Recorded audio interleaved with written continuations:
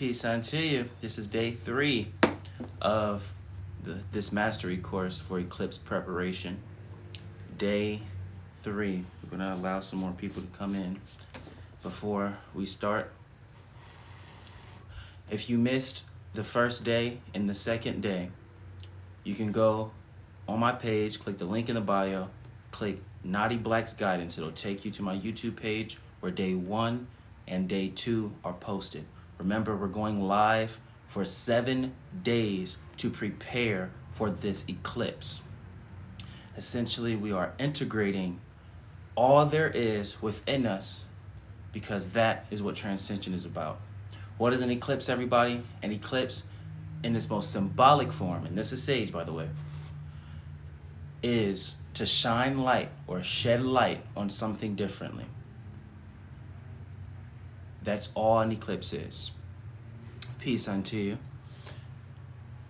An eclipse simply is shining light or shedding light on something differently. So the people that thought they were so untouchable, they got caught up.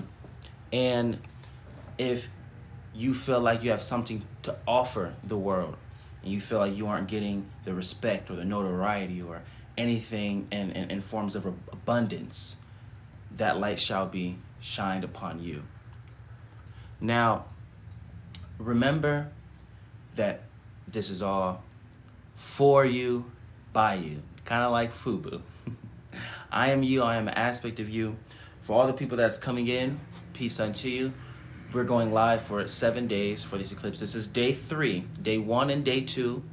If you want to watch those, it serves for you too. It's very jam-packed information. Day 1 was all about asking yourself questions, specific questions that will guide you to knowing yourself. Day 2 was all about collaboration.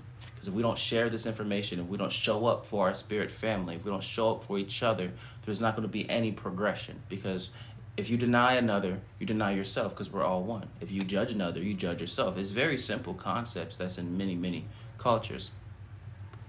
And day 3, today, is going to be about integrating specific techniques, modalities. You know, we're going to bring forth a lot of sacred information. And I'm very excited for day 3. And each number, each day, is going to represent a very, very powerful thing. Day 1, oneness. Remember, knowing yourself. Day 1, knowing thyself.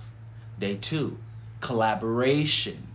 Day 3, involving yourself with modalities and cities. Cities are ancient gifts. It's remembering that spiritual aspect of yourself. All right? And day 4, tomorrow, day 4 is going to essentially be how you can will in all of your gifts, all of your what you call manifestations, all there is on this physical planet. Because, the number 4 has frequencies that's in alignment with the earth, with what we call density, the 4 directions, the 4 elements. There's multiple aspects. You have your chakras, for example. And essentially when you move on the path of 4, you'll be able to, we're going to get into that, but we'll be able to essentially align all of your bodies, light bodies, etheric body, astral body, all of them into the physical body. That's what we're moving towards. We're not going to get to that until day 7. So everybody just stick around. But peace unto you all. Thank you for joining. We're going to essentially recap. This is a class, it's a course, and I'm just going to spew everything out. Now, if you have any questions, if you have anything that you want us to talk about, we'll wove these things together. Because just as every day passes, we're integrating. So because we went past day 2, and day 2 was all about collaboration, where people... That was my God alarm. I remember I told y'all that every hour, set an alarm for source, every single hour. That was one of it. And it's no coincidence that it went off right now. But as we were saying, each day is about integration. So because we passed day 2, and day 2 was about collaboration, and people were in the comments answering each other's questions. Everybody was essentially collaborating. Now we're going to be integrating that. So today. If you have any questions, if you have anything we want to bring forth, will in, Source will wove this in very nicely. Let me look at some of these comments before we start recapping, so get everybody in alignment. We had Defiant. People will say anything for money. Yes, that is a fact, Defiant, especially in this world. And I actually rose in. So grateful you said that, Defiant. It rose into what we said in the recap. Remember, day one was about asking yourself, what do I like to do and what serves for me? What you like to do is the things that you do in your day-to-day, your routine. What serves for you is the choices that feel good as you make them. Then, when you ask yourself those questions, you'll present yourself with an answer through presence. Now you start to allow the miracle to rest within you. Well, one must recognize what a miracle is. What is a miracle? A miracle simply is something that undoes. Why? This world, like Defiant said, people will do anything for money. Yes, this world holds on to things. It's so restrictive. It's just, I want to hold on to my relationships. I want to hold on to my money. I want to hold on to my family. I want to hold on to the dog. I want to hold on to my shirt. I want to hold on to material. That's what this world does. But when you have something that restricts so much, what happens? It hurts. If you hug somebody really, really tight, it hurts. So the miracle undoes and it separates it. And it brings you back to your natural essence. The miracle brings you back to zero and says, what? Choose again. Have that statement rest within your body as your heartbeat. The miracle rests within your body, puts you at zero and says, choose again. We got Master Bader here, Eclipse, going to end life as we know it. With a loving intention and a loving eye, Master Bader, that statement can bring forth some truths more leaning towards the as we know it. Life cannot end, for there is no ending or beginning. Everything just is. But the life that we've become accustomed to, the beings on earth that became so accustomed to holding on to everything, that will cease to exist. Because now we're moving on to a path of that which is love, that which is more unified, because we're on this new earth. It's not something that we have to go to. It's not a destination. I mean, it's a consciousness, and we become it. So yeah, the life that we thought was meant for us doesn't serve any longer. After I read these next few comments, we're going to keep on moving up. We have Charles. The earth will end with a phase shift fire that destroys all things. It isn't in such a way that we may perceive as physicality with our own perception. Things that are quote unquote being destroyed, the world is not going to end. Just know that. But like what the other commenter said, as we know it, that's what's going to end, as we know it. So if you have been a part of any form of materialism, a lack mindset, if you are essentially dragging yourself down to conform to earth, if you're in the world and of the world, not in the world, not of the world, you feel me? If you are so attracted and addicted to this planet, then that will end for you. But it's actually a gift, because remember what the miracle does, it undoes. When things leave your life, be grateful, because you are a source present being, okay? You are a source present being, a God present being. So you have this commander energy. We all have a spiritual rank. So when things are trying their best to leave you, know that it's a gift, because on a soul level, you have made that command for things to leave. If things you don't like are still in your life, that means you're holding on to them. But anytime you put your foot down and say, I do not like something, it's going to try its absolute best to run away, unless we put like a little lasso on it and say, come back, come back, come back, because we're comfortable. We all have either experienced or seen what people call toxic relationships before. We see how, this person is staying here not because this person likes it, but because they're comfortable. We see that. Well, it translates well into this spiritual life. If you feel like you're tired of what the density holds. Density as in the pains, the suffering. If you're tired of the hurts, if you're tired of everybody that you know transitioning or people that you're seeing transitioning, if you're tired of the fights, the bickering, then make the change. Make the shift. It's easy. It's a simple switch. It's a realization that, oh, this is not for me. And then when you have that realization, then you're able to proceed with who you actually are, utilizing the steps. And remember, this is all for the mastery course for the eclipse preparation. Because what is an eclipse? It simply is shining light on something differently. So if you are a person that feels like they have something to offer, but you feel like for a very long time, like say you have a business, it's not popping off, you can utilize this energy to pop it off. Now we're going to answer these next few questions. We're going to really get this ball rolling. Jonathan, so if you have any questions, everybody, put them in the comments. If you want us to speak about something specific, put them in the comments. Day one, and remember, we're aligning ourselves with all there is on every level. This is, even if people come in this live and then leave, they receive the download. The fact that you're even attracted to God's Son is amazing. And we're one. There's no difference between us. We are all God's child. In truth, we're not children. We're just the child of God that thought itself as separate.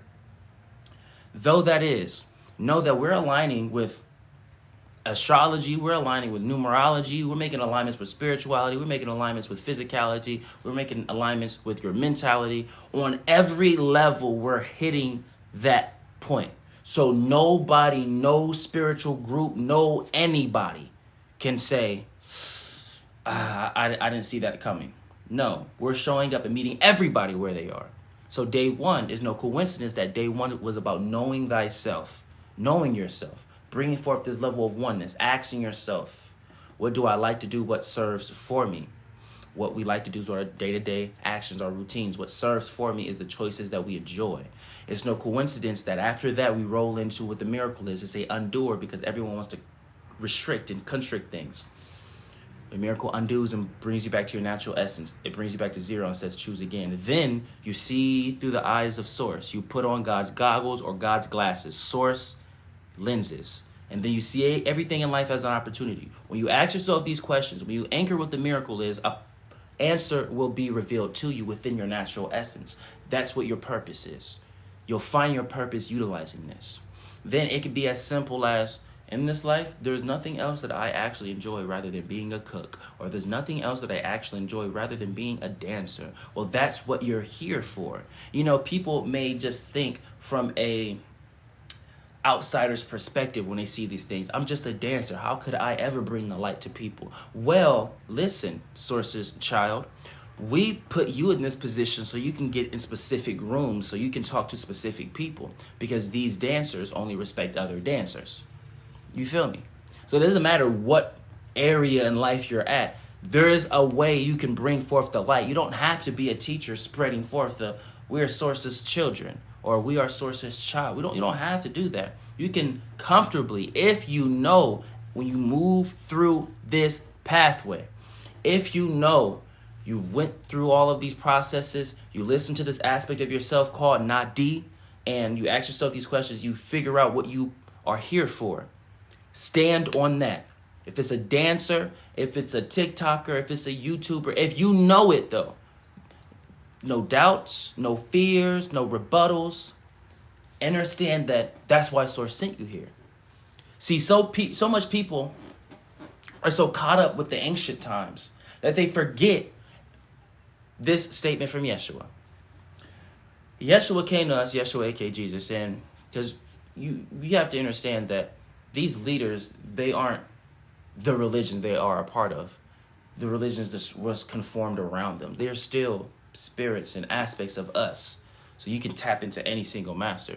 So one day, this aspect of ourselves, which we identify as Yeshua, was speaking, and it said, Nadiie, it's interesting how people want to live like me. People want to, be like me and dress like me. But what they must understand is this is how we dressed in our own culture. The reason why we spoke like the thy, them, they, thouist, all of that was because that's how we spoke in our culture.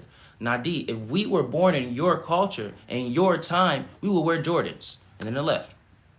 And all of that just is very, very powerful. What is really being said when you peer through is any single person you see can be the most revered master. So treat everybody with respect, because a master that you revere from any time period, if they was to come in this time period, it will look like us, speak like us, dress like us. So treat everybody with respect, because you very well could be talking to an earth angel.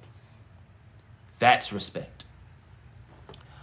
So let's see what everybody else has to say. Earth. We got Miles talking about, bro, we're going to be fine. Miles, that is actually correct. Yes, we are going to be fine. Why? Because we're anchoring this light. You know, it's like yesterday when there was a person that was talking about, how can I get my aura to like shine bright like you? And I was telling this person, this is a perfect example as to why certain prayers don't get answered. Because people must understand the complexities of prayer, A.K.A. divine statement. When you send something to the beyond, you have to make sure that it is packaged perfectly.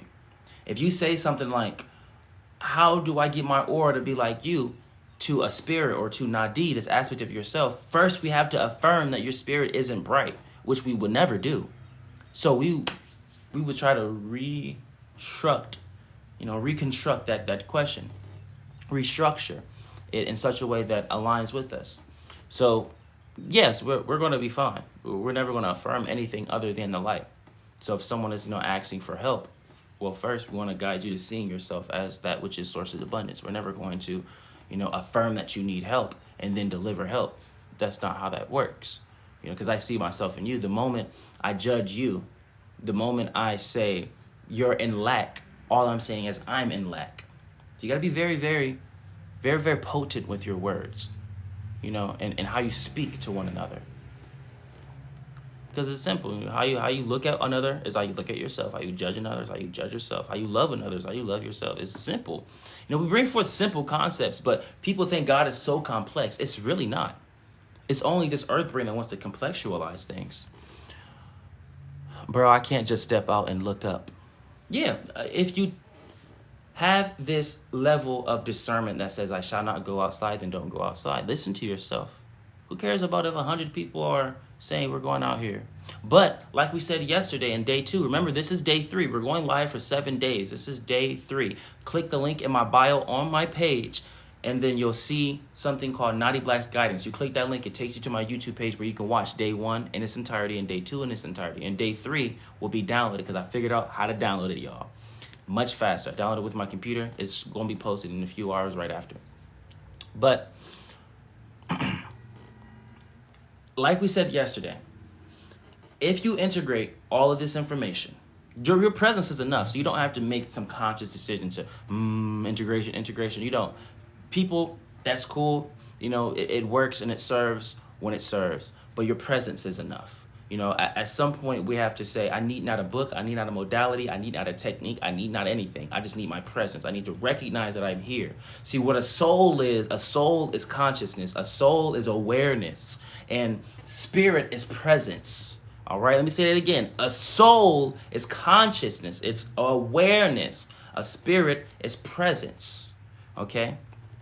A soulless thought is thinking you're just a body. A soulful thought is saying that you're beyond the body. But the spirit is beyond the thought. So now you have to align both of them. And when you align both of them, then you experience that which is transcension.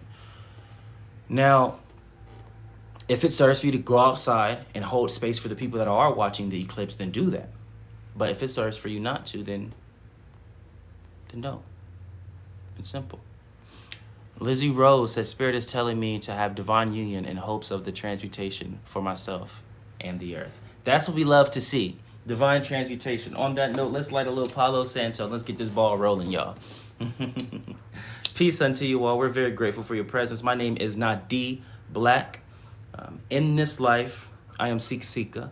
That means Blackfoot in English, so we're Native American. We're very grateful for your presence, all of your presence. Today, day 3, is about anchoring these gifts that we are, displaying these level of miracles. Day 3 is all about the miracle. and displaying miracles, being miracles, holding presence. So peer not with your eyes of two. See with your mind's eye. When you see me with your mind's eye, you're choosing to see me as God sees me, as Source sees me. I choose to see you through the lenses of Source. And when you anchor this energy, you will see what is miraculous about today, yesterday, the day before, tomorrow, the day after, and the continuous days. We're very, very grateful. Alrighty, everybody. If you're ready for day 3, it's only right that we type 33s in the chat. So everybody, if you're ready for day 3, if you're ready to start displaying miracles, if you're ready to start being the walking miracle, if you're ready to be a miracle worker, if you're ready for this eclipse to just be done, if you're ready for everybody to transcend, type 33 in the chat. Let all of the beings in the realms of spirit, let all the beings in the realms of physicality, let your future children know, your past children know, let the beings that are revered as ancestors, let the beings that just are aspects of ourselves know, we are ready. Type 33s in the chat. 33s is not just a master number. It's actually a mudra that we created. It means Hania in Hopi. That means spirit warrior. When you align with 33s, you are aligning yourself with being a spirit warrior, knowing that you are untouchable, unf-wittable, period. You have on the armor of Source, the armor of God. But listen, the armor shall not even be used, for if there were arrows coming at you, they would just move out the way. My bad, God's child is here. Type 33s if you're ready. Yes, we're very grateful. All right, how we're going to do this is, everybody, on the count of 3, we're going to take one big deep breath in unison. Just like how, there's beings on the Eastern religions next to the mountains and they're all praying to one another, all meditating with one another. That's very, very powerful. We have people that fantasize about going to those type of places. Listen, we can do it now. Now. So on the count of 3, we're going to take one deep breath and we're going to rise our shoulders. And then when we exhale, you can exhale whenever you feel it serves. Just drop them when you exhale. All right? 1, 2, 3. Inhale.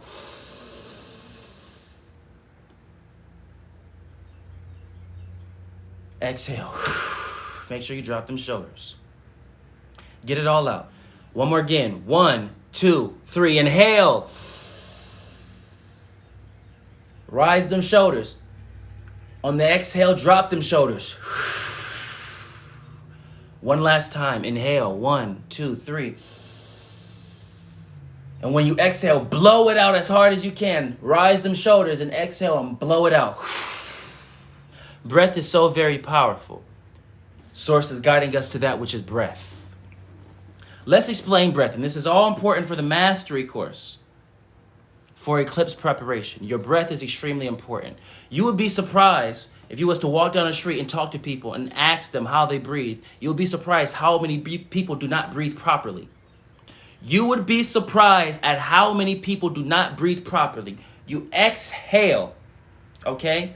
And you sink your stomach in. You inhale, your stomach protrudes. You exhale, you sink your stomach in. You inhale, your stomach protrudes. A full breath. See, in what we call ancient times, breath is considered life. So when certain beings were doing Reiki, Reiki means the way of the hands. When certain beings were performing any miracle, they would blow on them.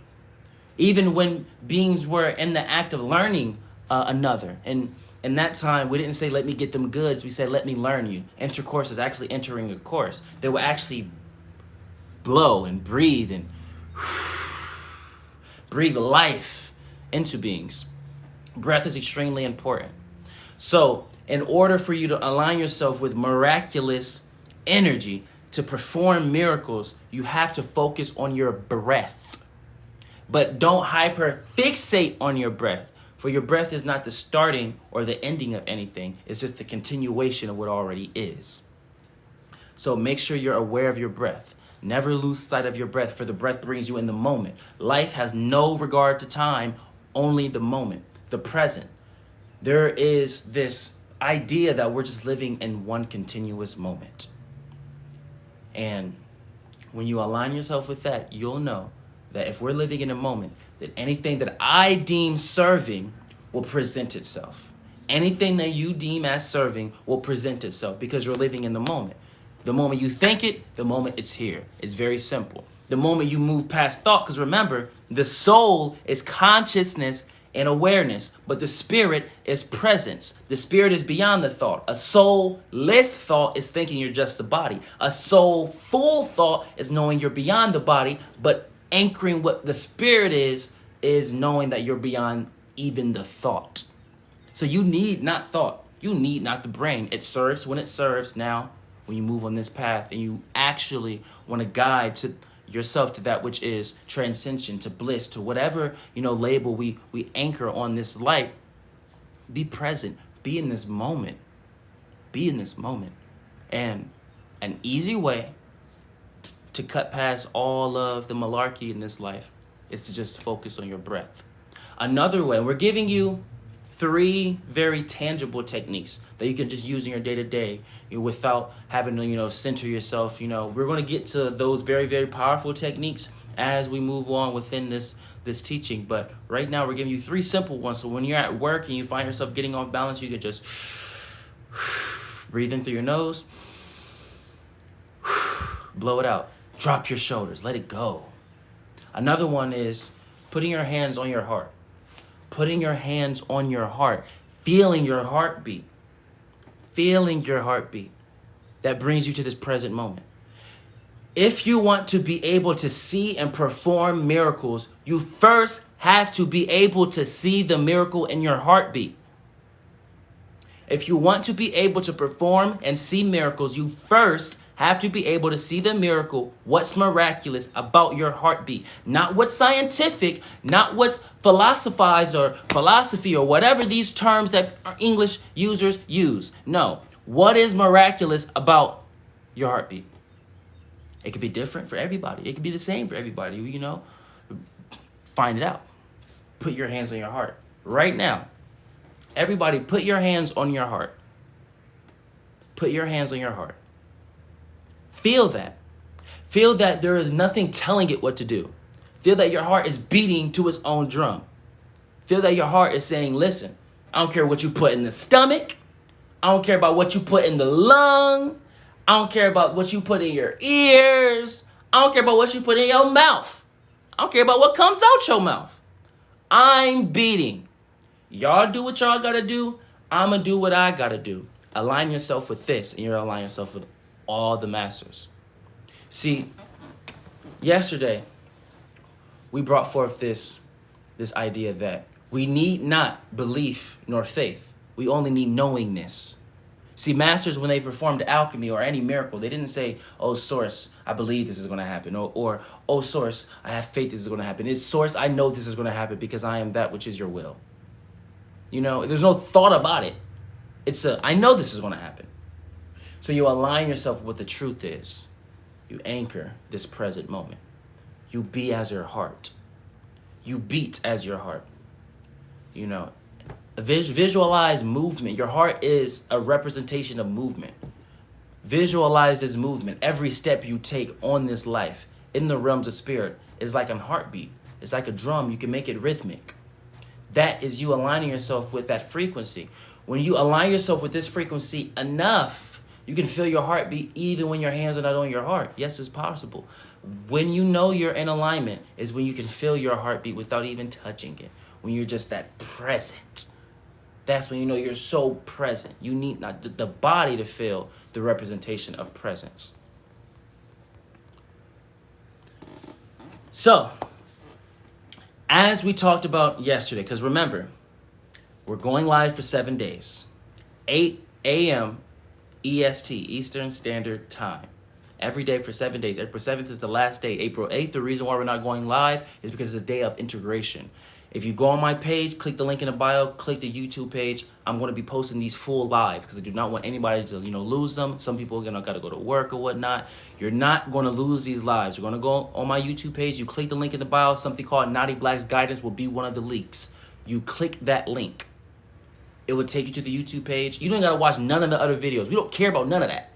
All we are focusing on is these 7 days to get everybody in that preparation. We see that official Elon is saying prepare for what? What is an eclipse, everybody? If you've been a part of this class, listen. Y'all know what an eclipse is. An eclipse in its most symbolic form is simply shining or shedding light on something differently. The reason why you see beings that were so quote unquote untouchable now getting caught up is because this eclipse energy. Now, this eclipse isn't the reasoning why this is happening. The Aquarius age is an age that is all about shifting. But there are many shifts. It's not just a big leap.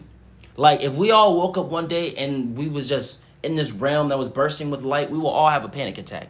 So be careful of what you ask for when you be like, oh, I want to just hear spirits now, or I just want to channel now, or I just want to have this gift now. I just want to have this gift now. No, we know what it really is because we tested it out. We sent you a dream one day and you started to freak out by the dream. You turned the dream into a nightmare. You was like, oh, stop, this is too much. And it was like, exactly. That's why we have to baby feed you. We're not going to give a baby a full course meal.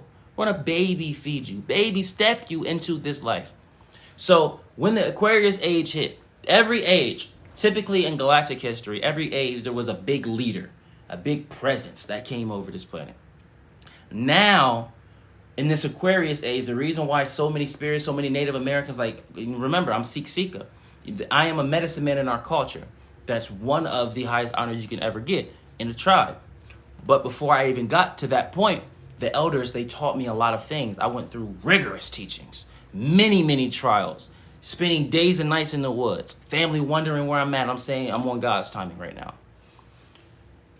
What they taught us is there's going to come a time where not only one being, like the culture bringers, we call it culture bringers in our culture. Not just a culture bringer will come and bring that which is life. There will be a time where the whole planet will be full of them, full of culture bringers, where all of us, the beings that are still figuring it out, will transition outwards to make room for y'all. Y'all as in us. So the reason why you have, songs from like the 60s. This is the dawning of the age of Aquarius, age of Aquarius. The reason why that far back you have beings talking about the Aquarius age is because it's like, essentially to make it easier for y'all, envision an entire planet of just Jesuses, Buddhas, an entire planet of just masters. You're just like, oh, snaps. Now you can really see why so many beings are attracted to this planet. People will be talking about why the Anunnaki are so, attracted to this planet. Why are the Pleiades so attracted to this planet? Why are the beings of Sirius attracted to this planet? And this is all for the preparation of the eclipse. Why you must know this information. Day 1 was about knowing yourself. Day 2 was about collaboration. Day 3 is about anchoring what is miraculous in you, utilizing your gifts, remembering. The reason why so many beings are infatuated in watching this planet as if we were a big movie is because this is something that has not happened in galactic history. Let me say that one more time. That might have gone over some people's heads. Your awakening on this mass scale has not happened in galactic history. How could you ever be depressed? How could you ever feel like you're not enough? You have angels saying, I'm bowing to you. You have beings from the star systems, every star system saying, I'm bowing to you. You have beings that we once prayed to saying, I'm bowing to you. Because for these type spirits to say, oh no, I gotta help this type of being. I gotta help you. No. For them to affirm that is to affirm that you need help. These beings have so much respect for you. They will rather ignore your prayers than enable these lack mindsets that we give ourselves. Now they're saying, listen, all right, Nadiie, we've been working our absolute best with this light work to shut down Hollywood. We've been working our absolute best in this light work to move the government aside. We've been working our absolute best to have Mother Nature have certain contractions. Mother Nature is having contractions. This earth is having contractions. When you have contractions, what's happening? A birth is near. A birth is near. So now these beings, these spirits, these angels, all of your spirit guides, they're saying, all right, we helped y'all enough. But at some point, you have to be your own best guide. We cannot live your life for you. So we aren't going to enable a lack mindset. What we're going to do is bow. Every time you say, oh, help me, help me, help me, all they're going to do is just bow. Why are you bowing to me? Because if anybody should be asking for help, it's us. If anybody should be asking for guidance, it's us. The spirits, the guides, the ancestors, they all got us to this point, and now they're saying, go. And if you aren't going to go, I'm going to wait for you. But hey, you got wings, and we want to see you fly. We got wings too, but we ain't going to fly until you fly. You all are commanders. If the commander says, halt, everybody halts. You're that commander. You literally command a spirit army. So, day 1, all about oneness, integration. Day 2, all about collaboration. Each day, we integrate what we learned the previous day. Go on my page, click the link in the bio. You'll see a link tree. You'll see a link that says Nadiie Black's Guidance. You click that, it takes you to the YouTube page. You can see day 1 and day 2. This is day 3.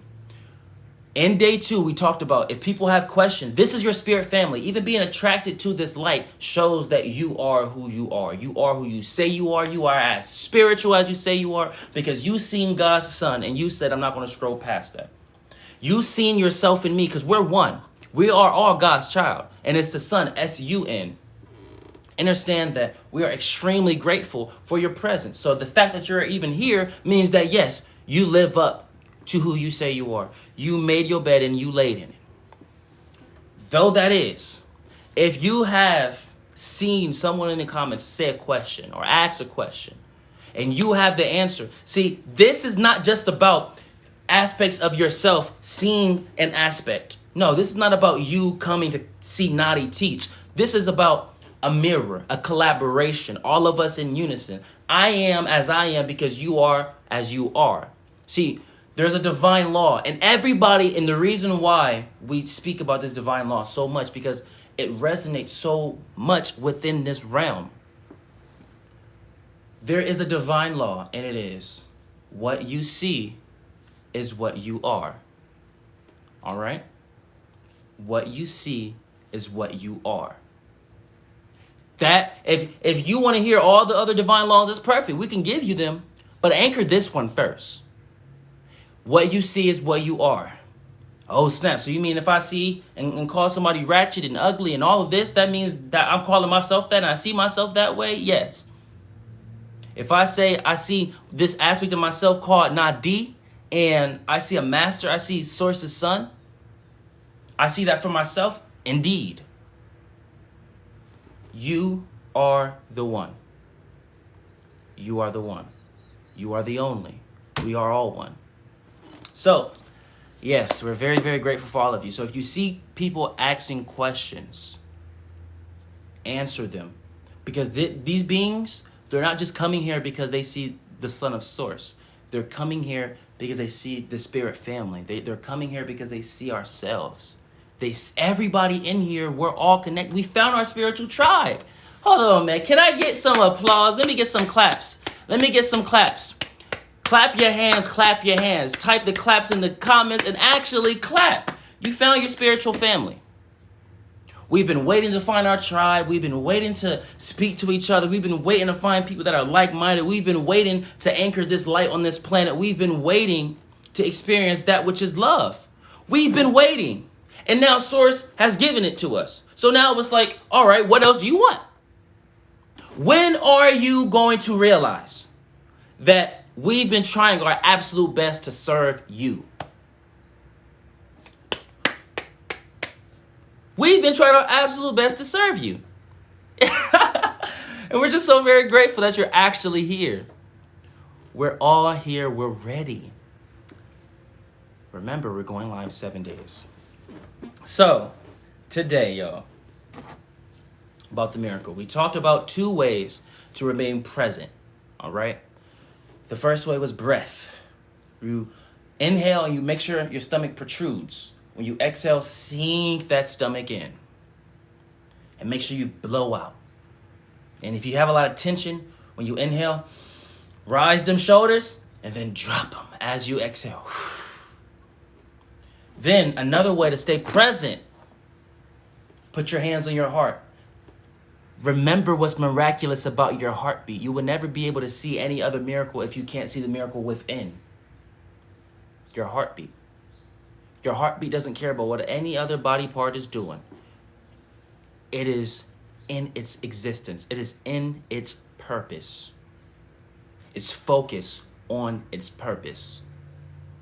Be as your heart. That's why when you see the beings that say you have the lower 3 chakras, which is connected to density. You have the higher 3 chakras, which is connected to the beyond, but you have the center chakra, which is the heart, and that balances both of them. The reason why we emphasize the heart so much is because the heart is one of the most masterful teachers you can ever hear from. Learn to speak the language of what's rhythm. You'll hear your heartbeat. You'll get so good you don't even need to put your hands on your chest to feel your heartbeat. You can just breathe and you can just feel your heartbeat. You can hear it talk to you. And you can see how a master operates. Your heartbeat is a master. Your heart is a master. It doesn't care if you're sick. It doesn't care if you're healthy. It's going to beat regardless. Have that level of discernment. Have that level of integrity in your day to day. When someone says, no, don't do that. That's stupid. You gonna believe them? The heart knows that it's dumb to eat a chocolate bar, but guess what? It's still gonna beat though. The heart knows it feels good when it eat a smoothie. It's still gonna beat though. It's never gonna say, hold on. Because the moment that happens, you're gonna be like looking around, dang God, how'd I get in the afterlife? You told your heart to stop. No, the heart does not care about these world's laws and this little illusionary planet. The heart focuses on your existence. The heart serves you so much. It says, when I come with this vessel, my sole job is to make sure you exist. That's someone to commend. So let's get some round of applause for our hearts. Everybody clap for your hearts. Your hearts came here to say, my sole purpose is to make sure you exist. What other guide, what other spiritual guide, animal totem do you need? Source literally put everything you need in you. All the master teachers in you. Everything is in you. All the wisdom, all the everything. You don't need anything outside of yourself. Source gave you everything. So, that was the second way of staying present. Remember that we said there are 3 ways. The third way to stay present is this level of awareness. Have you ever zoned out before and you kind of just snapped out of it? Well, the next time you find yourself zoning out or just focus intently on something or focus on what you think a thought is, lean into it. When you lean into these type of things, you'll realize that everything else ceased to exist. It ceased to matter. When you focus upon something for a very long time, you know how everything around it just kind of disappears? That's an intention. It's focus. It's a decision that we know that shall be made. That's another way to stay present. Now you're seeing we're getting a little more integrated within these steps because day 3 in this mastery course for Eclipse preparation is all about anchoring what miracles are. After today, by my name, I affirm every single person that scrolls past this class, every single person that clicks on this class, every single person that stays in this class shall become a miracle worker, shall remember that they already are a miracle worker, shall actually have miracles happen in their life. See, when you are on the path of a miracle worker, what happens is you get put in this dimension, this reality. It's kind of like a training room. And when you're in this training room, what's going to happen is you're going to see miracles pop off outside of yourself first. You're going to just start seeing them. Oh my gosh, I didn't know a flower can grow here. Oh my gosh, that car just almost got in an accident. It just stopped. Oh my gosh, I wanted to get some Tim Hortons one day, but the doors are locked. The moment I came to the doors, they unlocked it just for me. Oh my God, you're going to start seeing all of these miracles happen. The reason why they're happening is simply for you to recognize them. Because what did we say the divine law is? What we see is what we are. That's why we're anchoring that divine law. You need not any other one. What you see is what you are. Yes, AP, to give thanks. You give thanks. You bring forth that gratitude for it. When you recognize what a miracle is, you are the miracle. When you do this enough, it's not something that lasts for a long time. When you do this enough, then you'll anchor this miracle presence within you, this miraculous presence within you. JV said it's just an eclipse. It's not that special. JV, in your reality, you are absolutely perfectly right. But as masters, all of us are masters. This entire planet is a master. That's why I said, when we go into the heaven realms, everyone is equal. So when we come down on the earth and we say, why is everybody revering me so much? Why are they saying my light is so bright? By your own laws and definitions of what equality is, I would be average in the realms of heaven. So why is a being that is considered average so light? Oh, that means this planet is so dark. But listen, JV. In your own reality, it's not special, and it's fine. But as masters, we bridge with others. So because of the collective consciousness, because the collective consciousness is putting a lot of stock into it, it's literally just like the stock market. You may not agree with this little stock company over here and what it does, but if it has millions of stocks in it and you have just enough funds to put some money in that stock and you're going to get a return, you're going to get that return. It's the same thing. It's meeting everyone where they are. It's like if I understand that I utilize source because when I go into the astral realms, because I astral project every night, I enter the spirit realms every single night, as we all do, and I speak to these spirits and they say the word source and they actually are talking about all there is. If I'm speaking to someone that utilizes the term Allah or likes to use the term God, then we're going to meet them where they are. We're not going to fuss and bicker because God cares not about the journey, only the destination. God cares not about if a person is a warlock, because a warlock can become a wise priest at one point in time. Detroit Red became Malcolm X. Let's talk about that. It's only in this judgment mindset where one cannot see themselves past their own footing. It's only in this judgment mindset where we are so focused on our own steps to where we think everyone has to walk in those same steps, let alone our same shoes. No. So, JV, you are absolutely right in your own right. If it does not serve for you to see this as a special moment, perfect. Source works not in win-losses. God is win-win. It's always win-win scenarios. So if it serves not, fine. Don't look at this for the eclipse. Look at this just as a being giving you some guidance, as a being giving you some love. So instead of saying, okay, this is some deep teaching, but why is he just assigning it to the eclipse? If that is such, not in alignment for you, just say, oh, this being is just giving some guidance. It doesn't have to be, because this is not just for the eclipse. It's not like after the 8th, all this information is just going to go out the window. It's about integration. It's not just like after these lives, oh yeah, it's over. Everything that we learned, we just forgot. That's not how it works. This is life-changing information. All the eclipse is simply is shining light on something differently. That's all it is. We got JMG saying, friend, should I travel to the path of totality? I want to experience it, but not sure. The path of totality. Listen, JMG. Everybody hold space for JMG. And this is all for this mastery course of the eclipse. This mastery course. Every single thing you see, hear, witness, even in your own reality, everything is a part of the mastery. It's not just you looking at a phone. God is more than just technology. When you are in the presence of the Son of Source, everything becomes the class. Your thoughts are a part of it.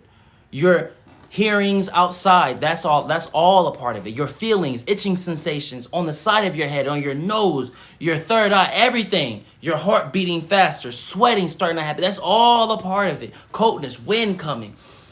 ooh, it smells like flowers, and just it leaves. Certain scents coming up. All of it is a part of this class. So listen, JMG, the path of totality.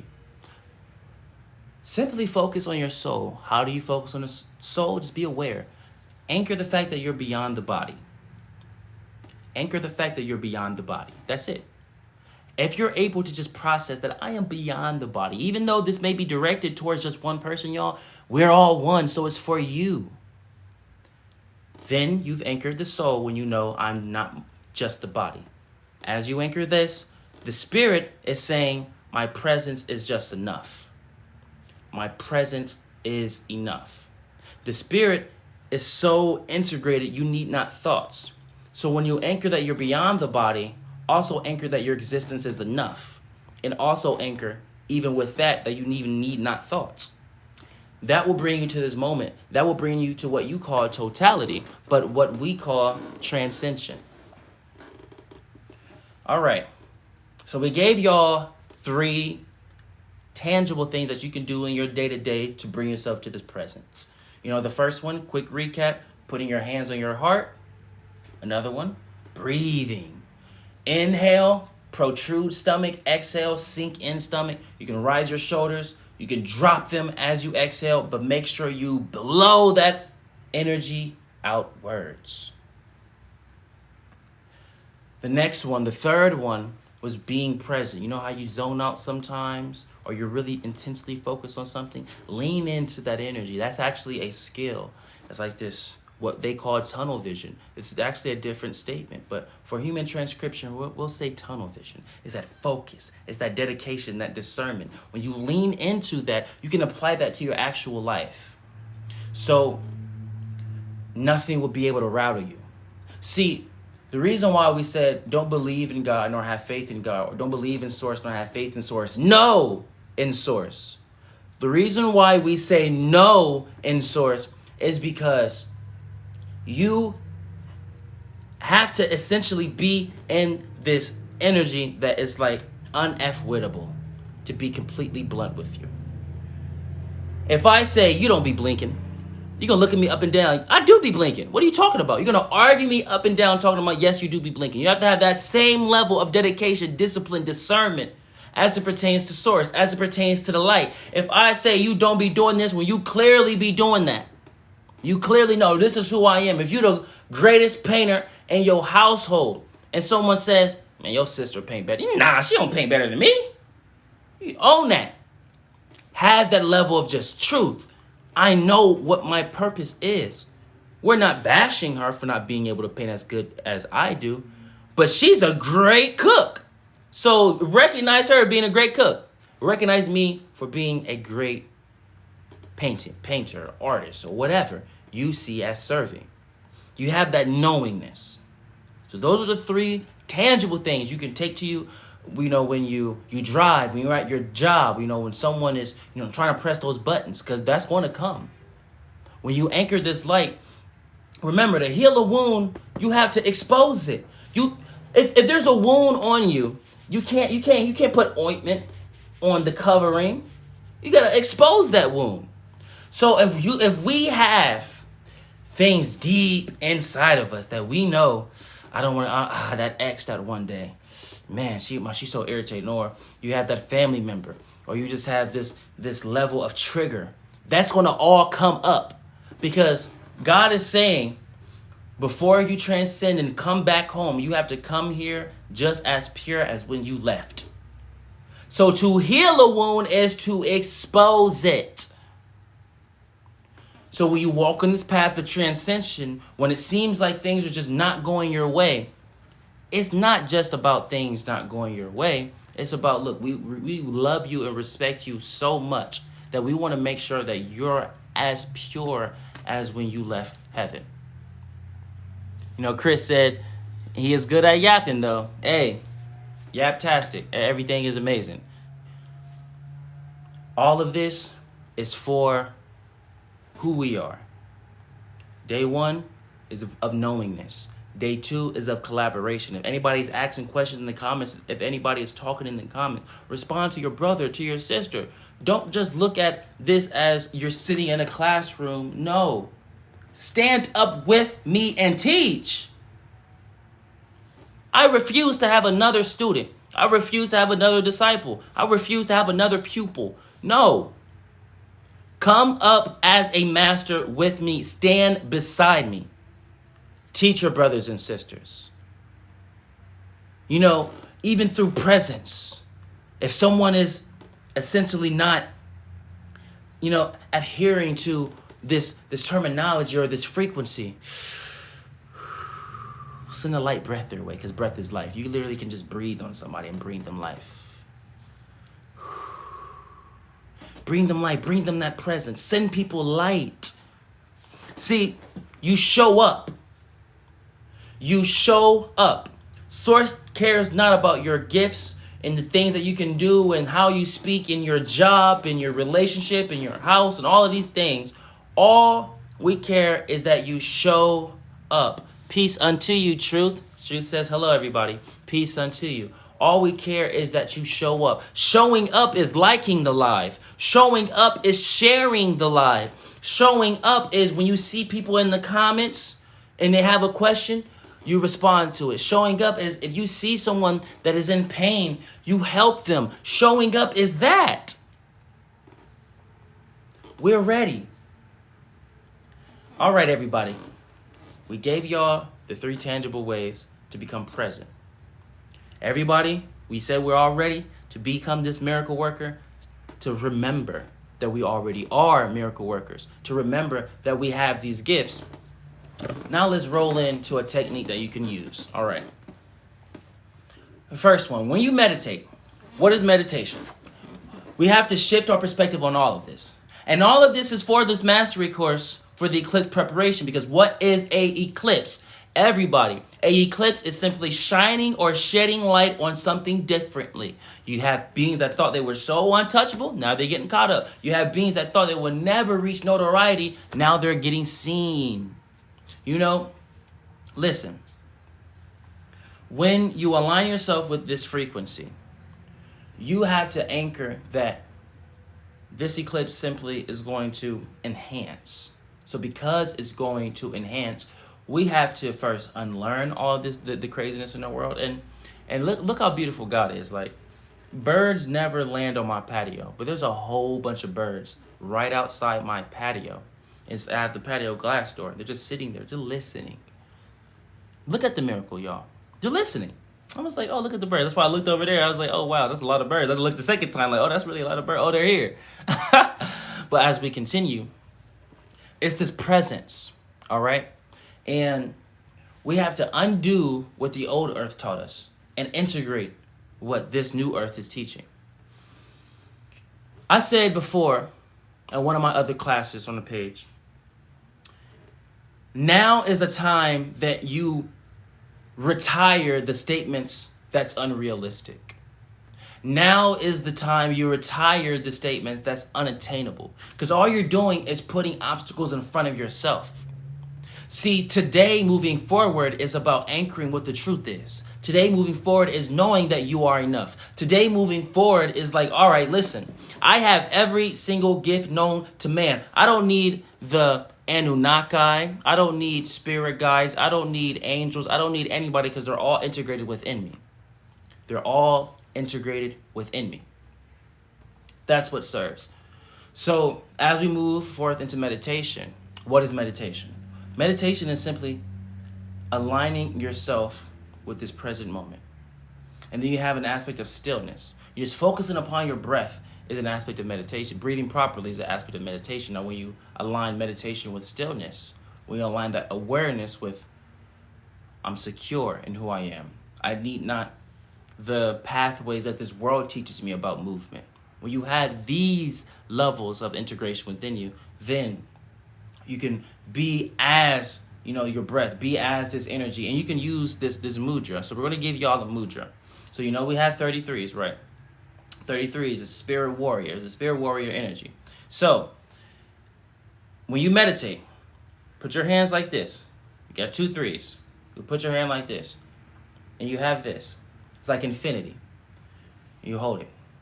You hold it just like this. This is going to be very, very, very powerful. Now, a little story, Because Source is saying, give us a story about how this came about. One day when we were astral projecting, we were going through a lot. We were going through what people call the dark night of the soul. There's a lot of things that was happening. We actually got spiritually attacked before. And it was a lot. We're going to get into all of that. Today is going to be very, very filled with all of this sacred information. So when we was going through it, we was down in the muck. And then right before we went to sleep, we asked the Source. We were like, Source, just guide me to what serves. Simply, Source, just guide me to what serves. Because I'm tired of it. I am tired of it, Source. I had to do a little puzzle thing. Hold on, let's do this little puzzle. Boom, there it is. Verification complete. So we're like, Source, I am tired of this life. I am tired of Earth. I'm tired of all of this. So we went into the spirit realms right after because I just crashed out. And then we was in this all white house. Everything was made out of crystal. The furniture was made out of crystals. Everybody was wearing white. And it was this party. It's like every spirit came up to us and was like, Nadiie, you don't even know how powerful you are. You have to learn how to appreciate yourself. You've been asking so much, but you put us on the spot. Literally, it was like you put us on the spot. You stepped in your commander energy and you said, show me now. Or show me never. And we was like, all right. So that's why I'm saying stand in your commander energy. Because you command angels. There's always stories about, in all of these religions when beings would be encountering angels and they would try to bow to the angel or worship. The angel will say, no, no, no. Because when they see you, they see Source. They see God. They see their father, their mother. They see it. They're like, oh, no, that's not what we do around here. You are the one. If anyone, we should be bowing. So they're like, all right, when you stand in that commander energy, when I was saying, God, show me now or show me never. It happened. And then towards the latter of that spirit experience in the realms of the beyond, it was like, create your own mudra. You have a mudra to give to the planet. It didn't make sense at that time, but then 3-4 months later, we got spiritually attacked. Okay? Now, what is a spiritual attack? Now, the reason why, hey, we got Palace. Palace is back. Hey, what is a spiritual attack? First and foremost, everybody, there is no such thing as an enemy. There is no such thing as hate. There is no such thing as evil. There is no such thing as pain. When we made a video and it was titled, Satan Isn't Real, you had people actually advocating for their enemy. Wouldn't it be nice for that being not to be so? When we speak of heaven, we talk about paradise. We talk about bliss. Well, look up the definitions of the words we choose to use. Paradise, bliss. Hate doesn't involve itself with paradise and bliss. Therefore, it does not exist. When we astral project and we go into these light realms, we try to hate and we physically can't. It looks like we're constipated. The angels is like, why are you looking like that? I'm like, oh, I was trying to feel something, but it's not here. I don't know what you're talking about, but just come on, let's show you around. It's all and only peace. So, even though we got spiritually attacked here, it was only because at one point in time we affirmed in enemies. The moment we stopped affirming in them, the moment we stopped giving them power, if anyone is able to harm you in any way on some level, the soul level or the physical level or all levels, you have given away power. You all have the ability to resurrect. Why do you think one of my 3-pin videos is about resurrection? The sacred technique, number 1, resurrection. Why? Because I need everybody to know no matter what happens in your life, you're able to emit this level of light that surpasses whatever obstacle presented itself. So, anchor this knowingness. There's no such thing as an enemy. All you see as it pertains to these lower entities, these astral realms, these fear mongers, there are beings that like to feed off of fear. Actually, beings in the astral realm. But they are all aspects of us. If any point in time you doubted or feared, it manifests this type of being because it feeds it. Energy cannot be destroyed. It's only transferred. It's only repurposed. So if you feared at one point in time, you just fed this orb. And that orb gets manifested into something. So at one point in time, we started to align ourselves with 33. We actually made an album. We're a hip-hop artist. And we make R&B. You click the link in the bio, listen to our music as well. You'll see the Apple Music, and you'll see it's Nadiie Black, Nadiie Black. Look on Apple Music everywhere. But and even if you listen to all of our albums, from the first album to the latest album, you'll see we used to cuss and use a lot of profanity and talk very vulgar. And then each album, you hear this progression and just this awareness. These beings didn't like that. This aspect of ourself didn't like that. I literally resurrected physically. I resurrected in music. I resurrected. And I emerged as the spirit warrior. And I was 33. I was making this album called 33. It's not out yet. It's an EP. It's never coming out because it was meant for spirit. It was meant for the spirit realms. This album was meant for the spirit realms because there were a lot of beings. Like every time I would go to sleep in the creation of this EP, it was like 6 or 7 songs. Every time I would go to sleep, I would see spirits all around me, waiting, just listening. I would have encounters with a lot of spirits. Like everybody was like, "Oh my gosh, we want to be around while this is happening."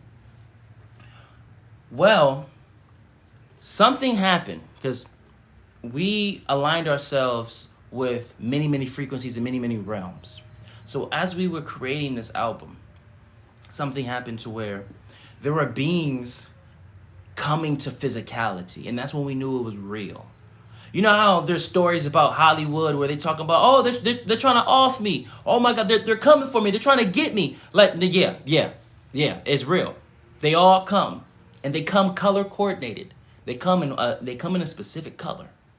They all come in red. They all come in red. And they're like, who you think you is? Coming in our dimension thinking you can do all of this. And I was very scared. I remember as we were going through it, one day we went to Walmart with our mother. And this is all for this preparation because you have to know how what you think darkness operates. And you'll be able to enter it with the truth. I remember we walked one day in Walmart and everybody turned their heads. Everybody, like on some, what's that Insidious type of thing. They all turned their heads like this as we walked in. It was a lot going on. It gets very, very real. So you have to know what's going on. But I remember me and my mother had a conversation about it, and she was like, listen, have you ever experienced sleep paralysis? Yes, to astral project, you go through sleep paralysis. But when you are in sleep paralysis, you're able to slide out your body. You just have to stop focusing on your body, and you'll be able to slip out. When this happened, me and my mother had a conversation, and it was like, listen, Nadiie, it serves for you to stop giving them power. And that's when we move on to this. The reason why this was important, y'all, for everybody to anchor, is that experience was very, very intense, very scary for a lot of people. Experiencing a whole store turn their heads to look at you the moment you come in because of your light. People following you in spirituality, people following you in physicality, all wearing same colors, people trying to kill you. People literally trying to get you out of here. My mother got shot because of this light. Literally. Because of who she birthed. So don't come to me saying that, oh, it's not that deep. Our family has been through this time and time again. And when you were born, a beacon of light was sent out. And in that beacon of light, every last one of your lifetimes, parallel lives is in it. And all of these beings, the light and the dark, they look at it and say, is that being worth going after? Nah, he's not going to wake up until 3 lifetimes from now. Ooh, who is this one? Oh, he's waking up now. Let's try to get his mother. They try to get my mother. Got shot multiple times. My mother, she got shot almost the same amount of 50 Cent. She's the truth. To make sure we're good. Yet it gets that real. When you really walk that light, people will literally try to crucify you. And if we can't get to the son, we'll get to the mother. You see how that works? You see how evil these things can be. But we forget them. Because we're still here, baby. We're still here. Everybody, we're still here. So listen. We got Michigan. Among with sleep paralysis, people see black masses and shadows. You ever see that? When you go to the lower realms of the spirit realms, when you go to the lower realms of the astral realms, you'll see all of our doubts and fears. is just aspects of ourselves. There's no such thing as demons. Everything is just aspects of ourselves. There's no such thing as evil. Everything is just aspects of ourselves. If you ever feared, you're going to go into the lower realms and see what that fear turned into, because energy cannot be destroyed, only repurposed, transitioned.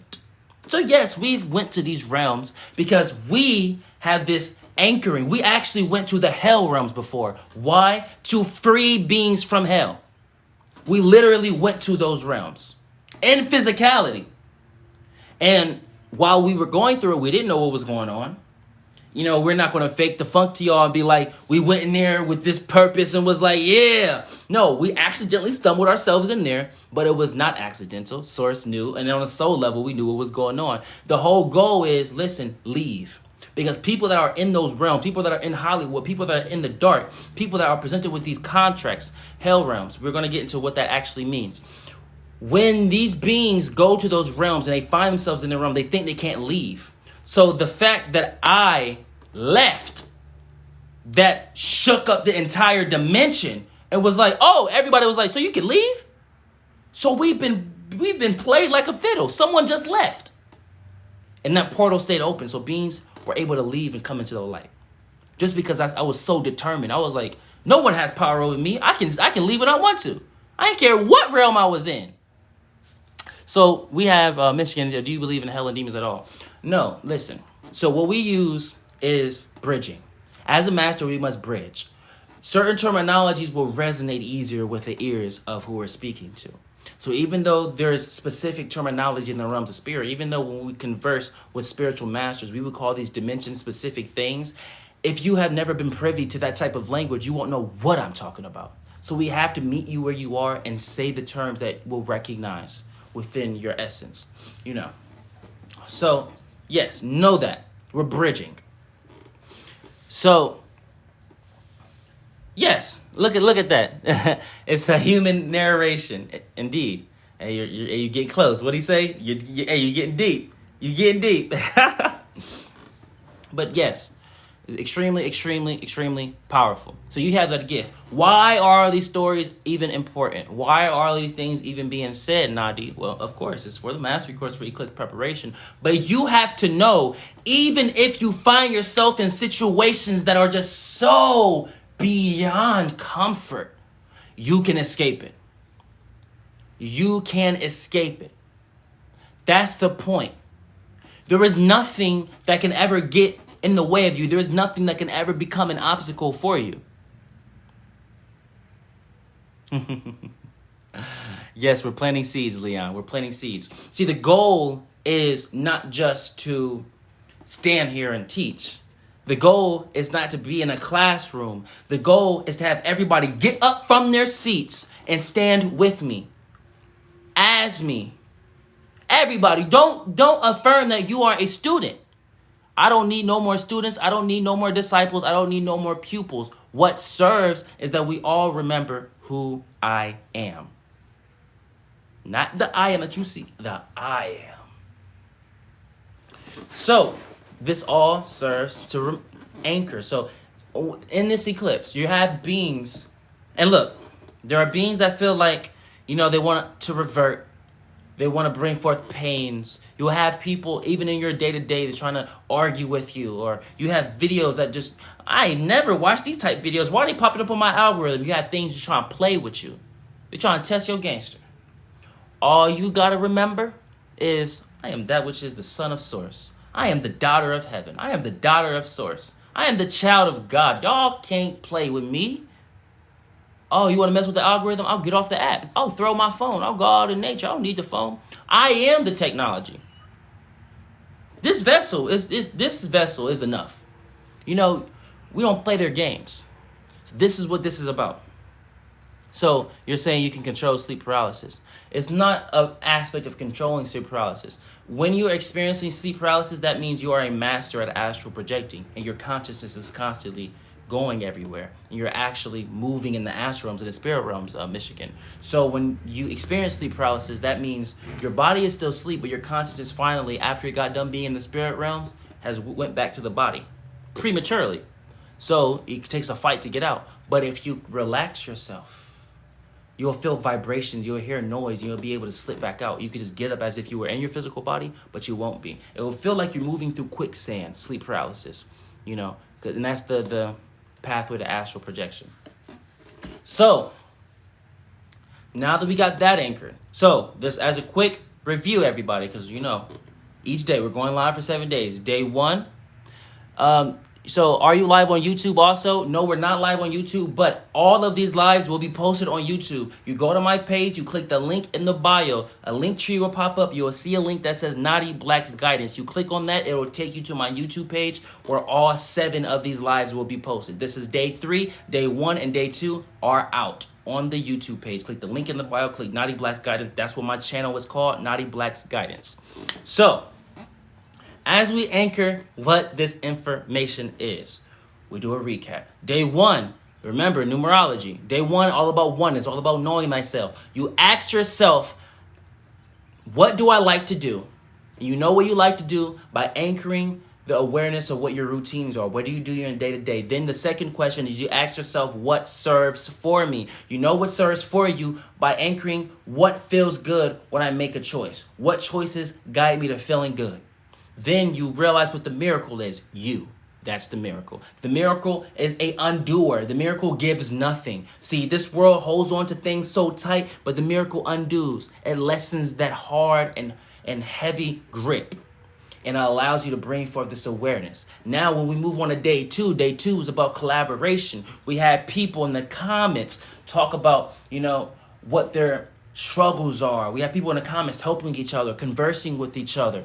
And now each day we integrate that. Day 1 has now been integrated into day 2. Day 2, we all know who we are. We know who we are so much. We're going to stand in this master energy and assist people in the comments. Day 2 and day 1 are now being integrated to today. Day 3, we know who we are. When someone asks for help, we are going to help them. We're not just going to wait for Nadiie. Oh, the leader Nadiie. No, I am you. See me not as a leader. See me as you.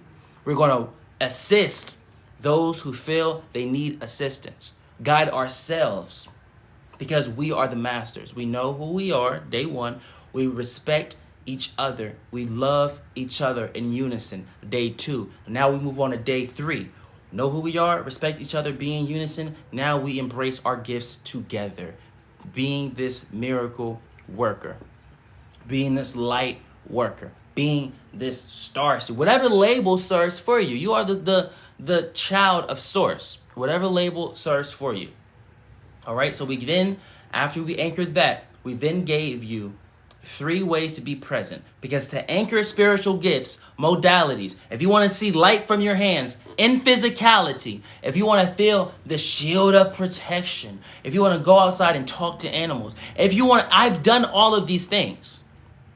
If it serves for you to anchor this energy, first you must be present. You can't focus on the future. You can't focus on the past because it just doesn't exist. That's going to be essentially aligning yourself with fallacies. You do not want to align yourself with what is fiction. So you put your hands on your heart to remember who you are, to feel your heartbeat. For your heartbeat is here for the role of prioritizing your existence.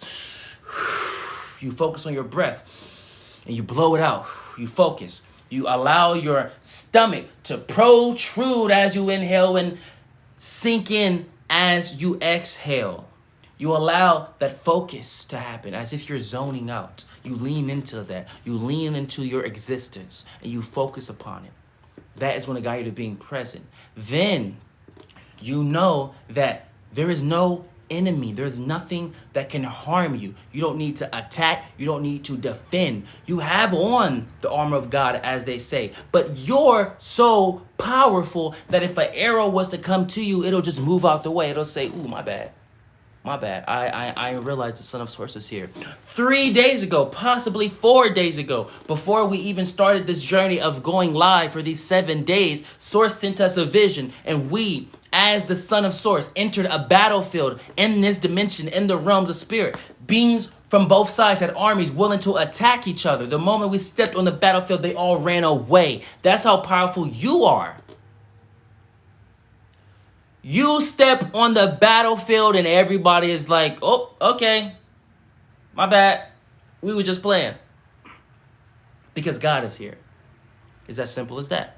If you don't align with the term God, say Allah. If you don't align with the term, say Allah, say source. If you don't align with the term source, say great central sun. Whatever is going to get you to the light, we are here for you. It don't matter. If you want to call God a potato, call God a potato. Who cares? We don't care about this language. People are so restrictive and so focused on this language, this world, so much that they forget that the world don't even exist. Why are you focused on words and books and things of the world when you're trying to leave the world? Has anyone outside of us, because we know what's going on, has anyone outside of us made that connection? Like Albert Einstein said, you can't solve a problem with the same mind that created it. Why are y'all trying to understand the beyond by hyperfixating on something that is not the beyond? With the same mind that said, I'm separate from God, with the same mind that feels like it can hate, with the same mind that feels like I shall banish my brother and sister, with the same mind that feels like it can cancel.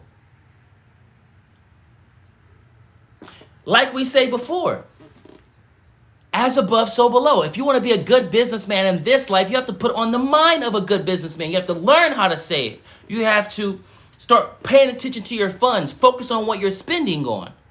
That's the below, then the as above. It's the same thing in the realms of spirit. If you want to go to heaven, you have to put on the mind state of one who is already in heaven.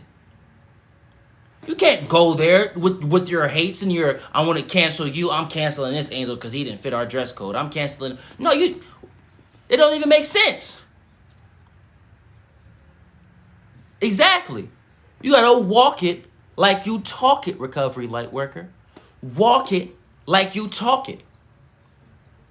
You will never enter any blissful place with a mind that says, you're not worthy. Because the moment you judge someone, you judge yourself. It's simple. So, now that we anchored day 1, day 2, we know who we are. Now that we anchor, these gifts, this awareness, putting our hands on our heart, breathing, focusing on this present, boom. Now that we've anchored, there is no such thing as an enemy. There's no such thing as pain. There's no need to focus on attack and defense and judgments and hates. There's no need for any of these things. Now, finally, we roll into actually displaying these gifts. You see how there's a process. You see the baby feeding that's happening. It's not just we're throwing this at you. It's a becoming process. You have to become what you seek. So, if you want to see light from your hands, first, John asks, what are you preparing for exactly? The collective consciousness sees the eclipse as something very, very powerful. The collective consciousness sees the eclipse as something that is alarming. So, we as light workers, you have leaders like me, Michael Murdad is also doing this. You have leaders, Ryan Cropper also doing this. You have very powerful leaders that are holding space for everybody, saying you don't have to focus on the pains of the world. This is not going to be a sad day. This is going to be a beautiful day. It's your consciousness that dictates it. So that's what we're doing. That's what we're preparing for. We're preparing everyone to recognize who they are. So now, if you want to see light from your hands, first, ask yourself, why don't I already? This is actually some information that has been guided for us in the realms of spirit.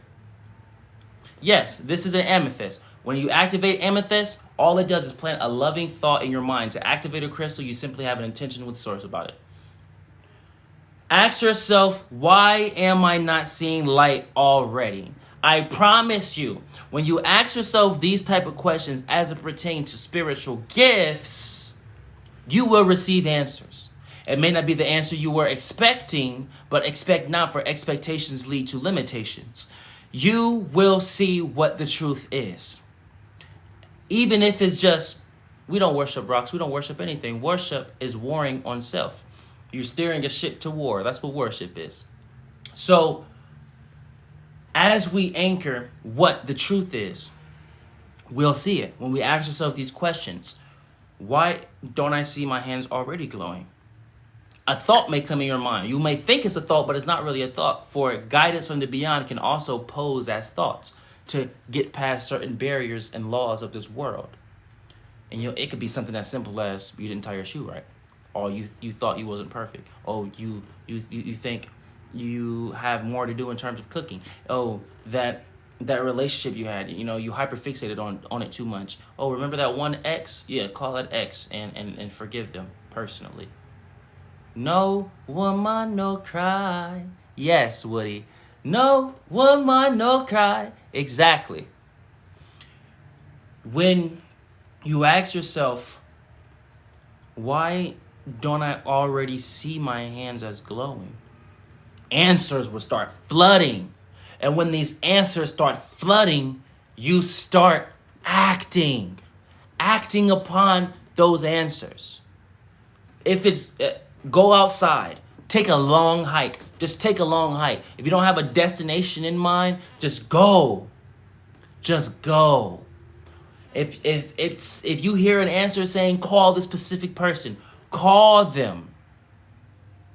If you have answers that say, listen, do this particular thing or do that particular thing, trust who you are. Trust who you are and trust your own answers. Because remember, it's about being your own best guide. We're not seeing it as serving to put anybody in a position to feel like they have to come to this live or come to that teacher or go over here or to experience spirituality, you gotta go to Tibet, or to spirituality, you have to meditate. That's not what it is. You have a spirit and you're walking on a path, therefore you are on the spiritual path. You have a spirit. So whatever path you're on is the spiritual path. There are light workers everywhere. There are light workers in the strip clubs. There are light workers in the clubs. There are light workers in the hood. There's light workers in the suburbs. There's light workers everywhere. Source is limitless. It's never going to deny. There could be a light worker that's a stripper. There are light workers that's strippers. And if you judge them, you judge yourself. And if you just so happen to judge one of the light workers, then it's like you really judge yourself times 3. Because little do you know, this stripper in here because no one else is going to bring light to this dark cave. So if I have to put my flesh aside to put my spirit first, that's what I shall do. Now, we're not saying everyone is like that, but you can recognize when something is different. You can recognize when something is different with people. Like, oh, snaps, you have this level of light about you. It's the type people you would never know that that's their profession. It's like, oh my gosh, I didn't even know you did that. You just have so much light. It's like, yes, this light that you see when I'm looking like this and what you think normal is, I bring that same level there because they don't accept me if I'm not this way.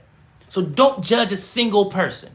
Some days we'll wear robes because we know ahead of time. Look, before we even come to teach in physicality, we do classes in the spirit realms. So we know who's going to come in alive. So if we see, oh, these people resonate easier when a person wears robes or wear, loose clothing, that's what we shall do. If we see it as serving for people to, oh, they love when we wear rings, that's what we shall do. We meet people where they are. That's what makes a master. A master is not forcing and colonizing people's minds. It's meeting people where they are, because Source, A.K.A. God, made you perfect. The way you think, the way you think, the way you are, the way you act is perfection. So why do I feel like you gotta be like me? I know me. Exactly. Know your audience.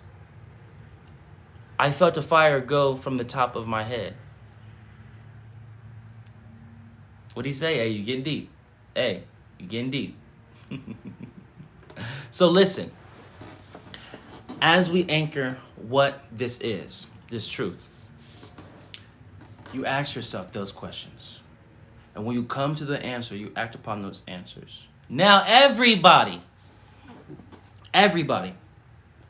look at your hands. Everybody look at your hands. Look at your hands. Prop your phone up.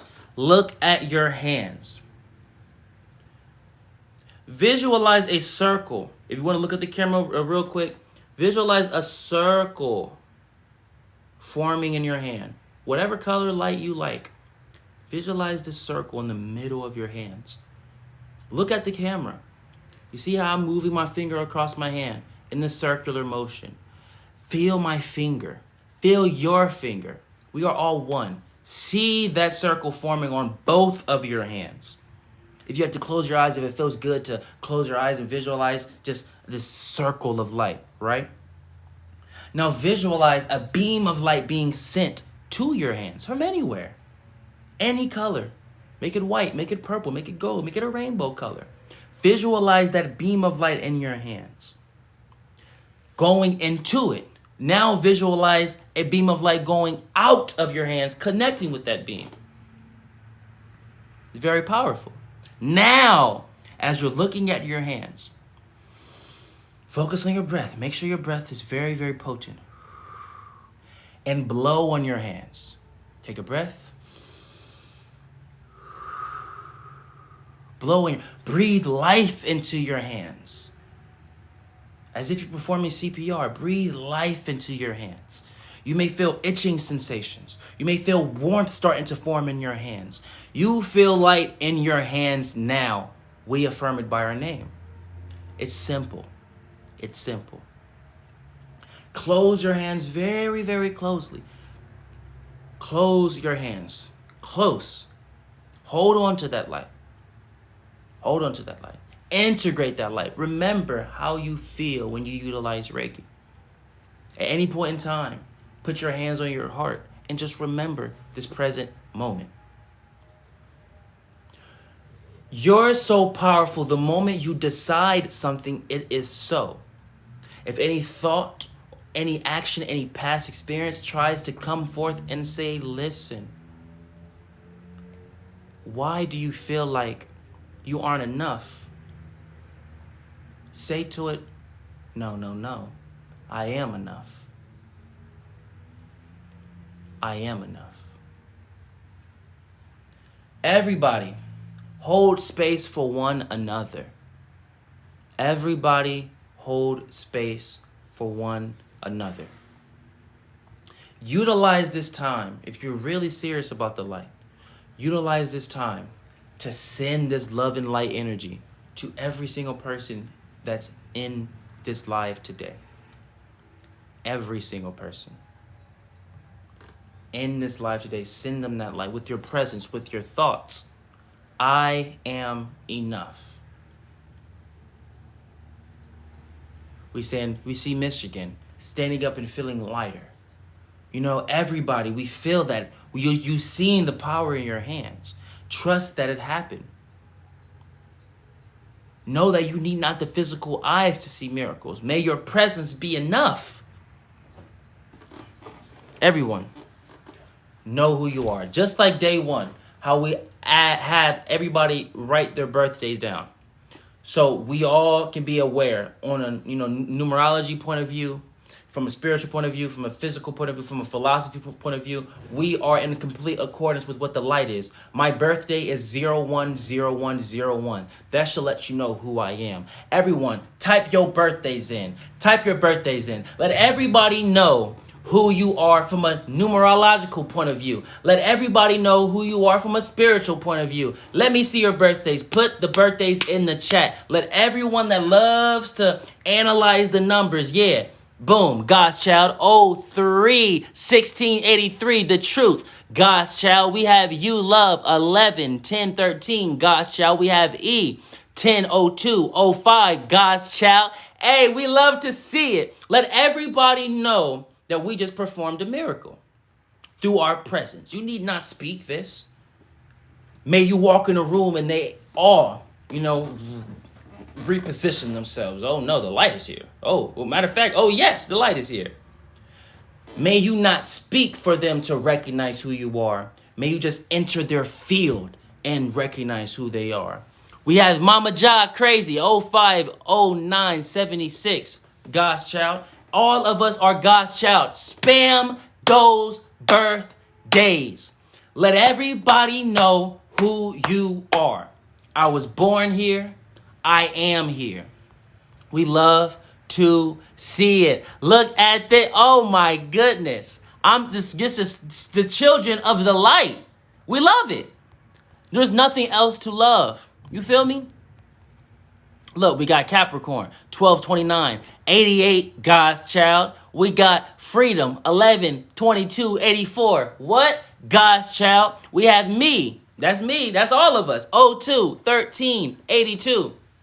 God's child. Listen. We have Miss Stangie. Did I say your name right, Miss Stangie? 02, 15, 7, and 3. God's child.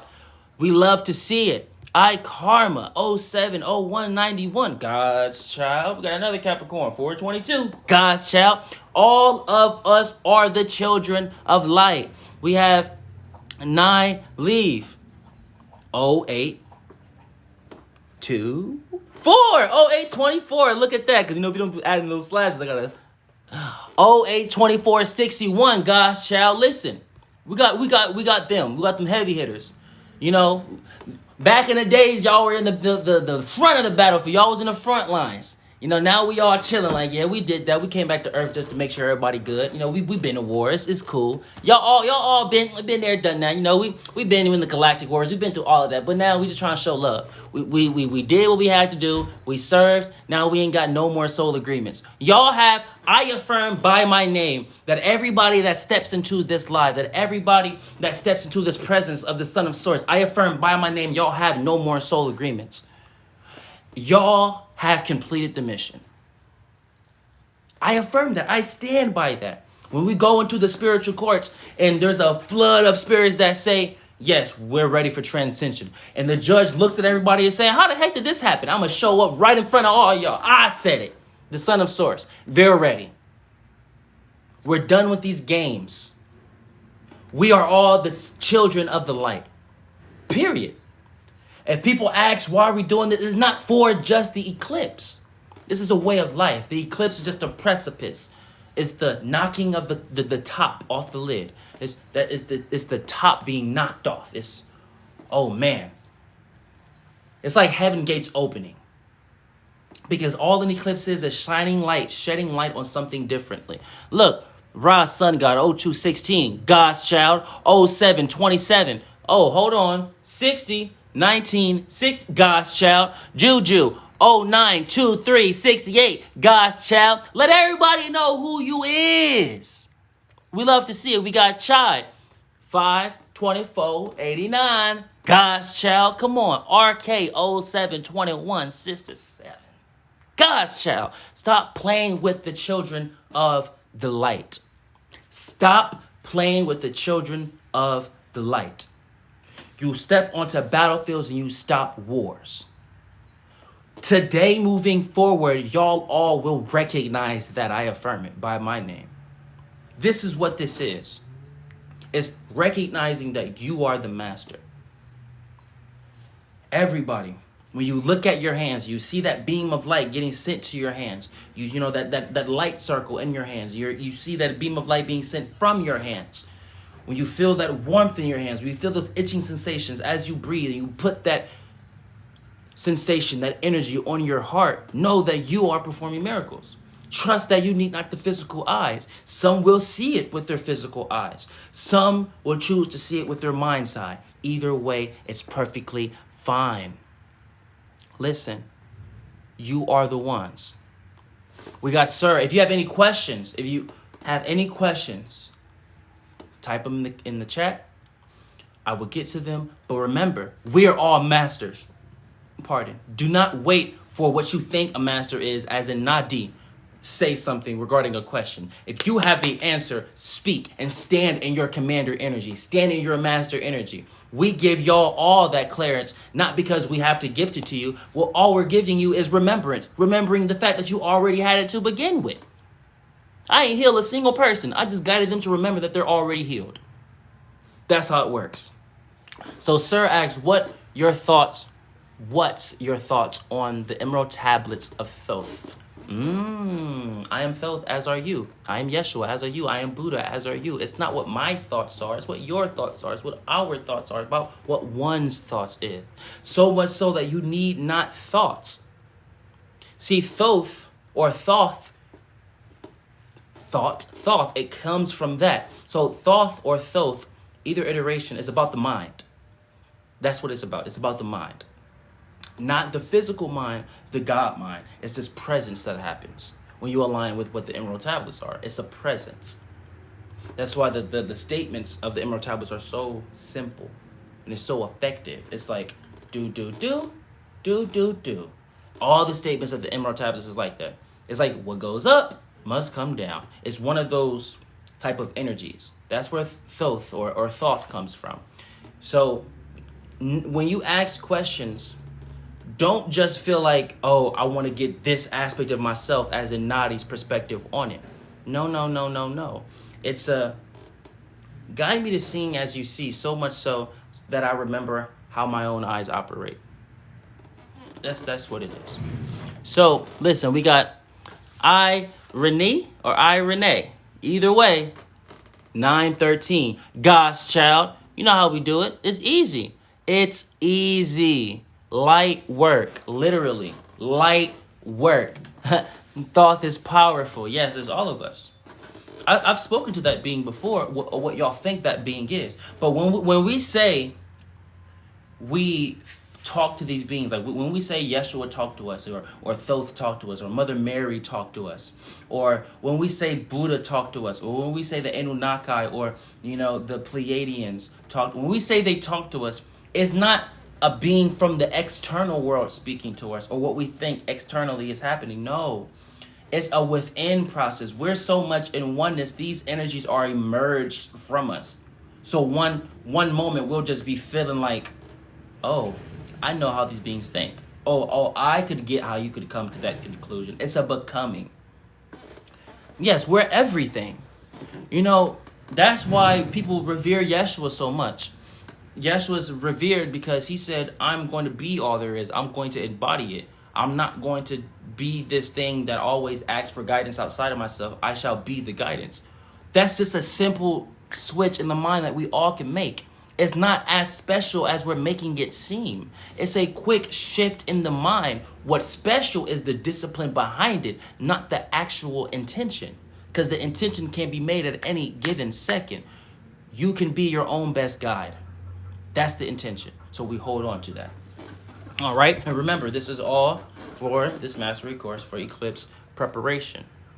So, quick recap, everybody. Day 1, it was about oneness. We've recapped this enough, so y'all should know this by now. In your soul, at the very least. Day 1 was all about oneness, knowing yourself. You ask yourself, what 2 questions, y'all? What do you like to do, and what serves for you? You know what you like to do by understanding the things you do in your day-to-day, your routine. You know what serves for you by anchoring the choices that you actually like, the things that you love. Those are the things you like.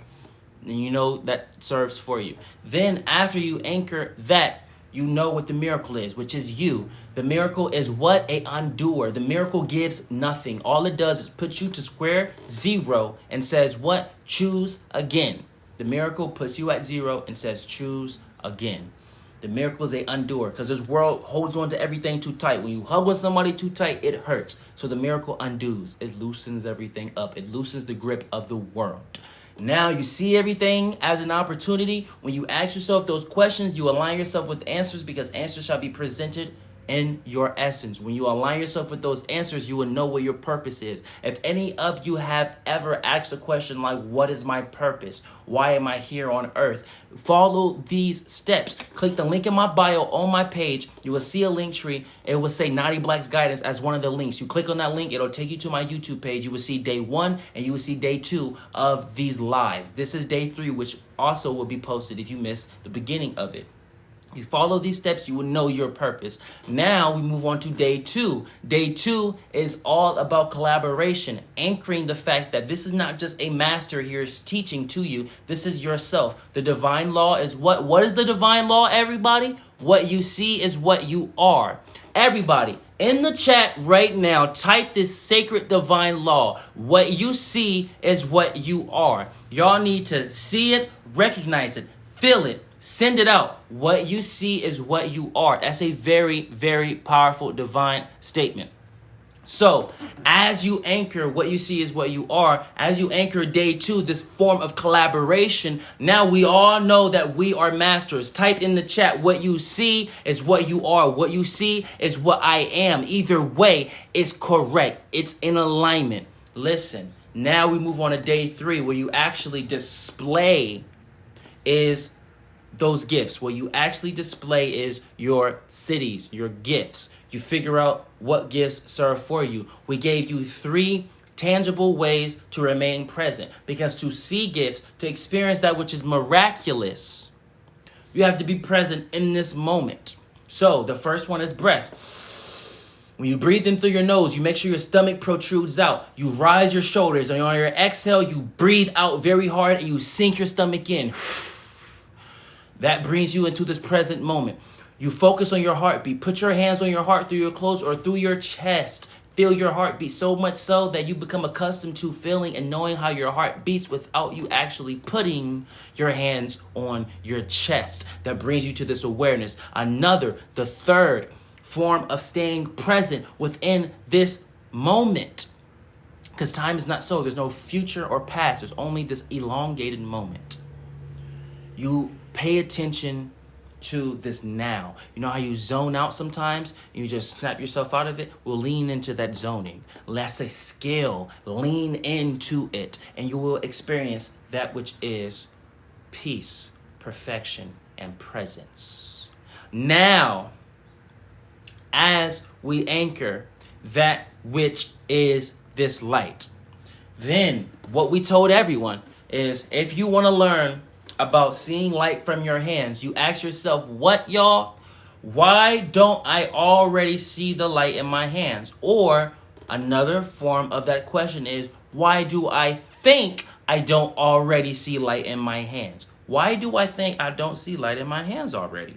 You ask yourself that question. When those questions come in and you are not in the way, don't try to answer the question, just state and ask the question. In your essence, with that perfect, pure intention of who you are, answers will actually emerge from you. It may be take a walk. It may be talk to this person. It may be call this person. It may be cook. Whatever comes in, if it says take your clothes off and stretch, whatever it says as to why you think you don't see this light, just follow it. Because the goal is not judgment. The goal is showing up. And that's a way Source speaks to you. Source will... What we call testing is actually a different term, but for human transcription, for the dialogue to come across well, we'll call it test. Source tests you by sending things to you that you may not necessarily feel like, oh, I should do right now. What do you mean? Just get up and take a hike. I never take a hike. Well, if you don't listen to that guidance, how would you ever expect us to send you any more powerful guidance about shifting the entire spirit realms if you can't listen to take a walk? So when you ask yourself the question of, why do I think my hands aren't glowing and bright already? Answers will start to appear. You act upon those answers. When you act upon those answers, you can do it through presence or you can do it through actual action. We recommend both. Then you look at your hands. Look at the camera. Visualize a beam of light in what this circle is. See, there's a circle and there's a circle on your hands. Actually feel my finger on your hands. Feel your finger, for we are one. Visualize this light as a circular, like a cylinder, beam of light getting sent to your hands. Then visualize a beam of light being sent from your hands, connecting with that beam. Whatever color you want. I don't care if you want to make it a rainbow, orange, pink, blue. It doesn't matter. Whatever color. Then you focus on your breath. It'll serve for you to open your eyes or close your eyes. Whatever serves for you. And you blow in your hands. With a intention. A pure, decided intention. This pure, decided intention is, I am that I am. I am enough. That's what it is. I am that I am, or I am enough, or both of it. You simply are enough, or my existence is enough. Anything in that nature. Don't make an intention saying, oh, I need my hands to glow, or I need Reiki to happen. No, that's restrictive. You don't want to be restrictive when it pertains to this light. As you visualize that light going in and leaving your hand, going out, you blow on them, you focus on your breath, make sure your stomach's protruding, make sure your stomach's sinking in on the exhale, and you hold that intention. I am enough. Your hands may get warm. You may start feeling itching sensations. And make sure as you do this, try not to move your fingers too much. Just try, like, you see how my hands are like this? Just hold your hands like this. Don't move your fingers. Don't do nothing. Even when you hold your hands like this, y'all will start to feel energy in your fingers. You know, your hands may start to try to twitch a little bit. You'll feel warmth.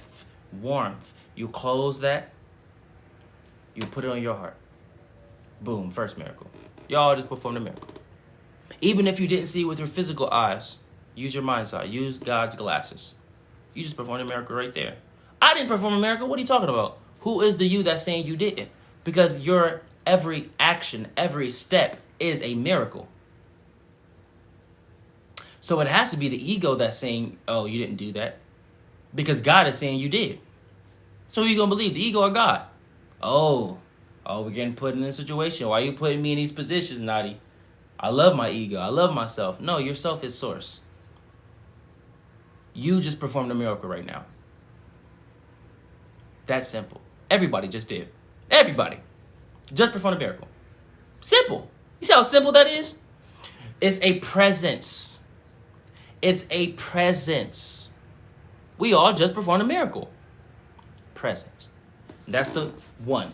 Now, remember, after this, we spoke about mudras. When you meditate, you can use specific mudras. What is 33? 33 is a mudra that we created. It means Hania. In Hopi, it means spirit warrior. All right? When you align with that, which is the spirit warrior, you know that nothing can touch you.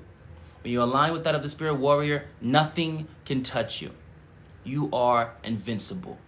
You are perfect. You are God. You are the light. Whatever terminology serves for you, that's who you are. 33s. Can I get 33s in the chat? Spam 33s in the chat. Come on, 33s. We are the spirit warriors of today, the yesterdays, the tomorrows, the future, the past, the ancestors that we once loved, we still love. And they are bringing forth this level of respect for us.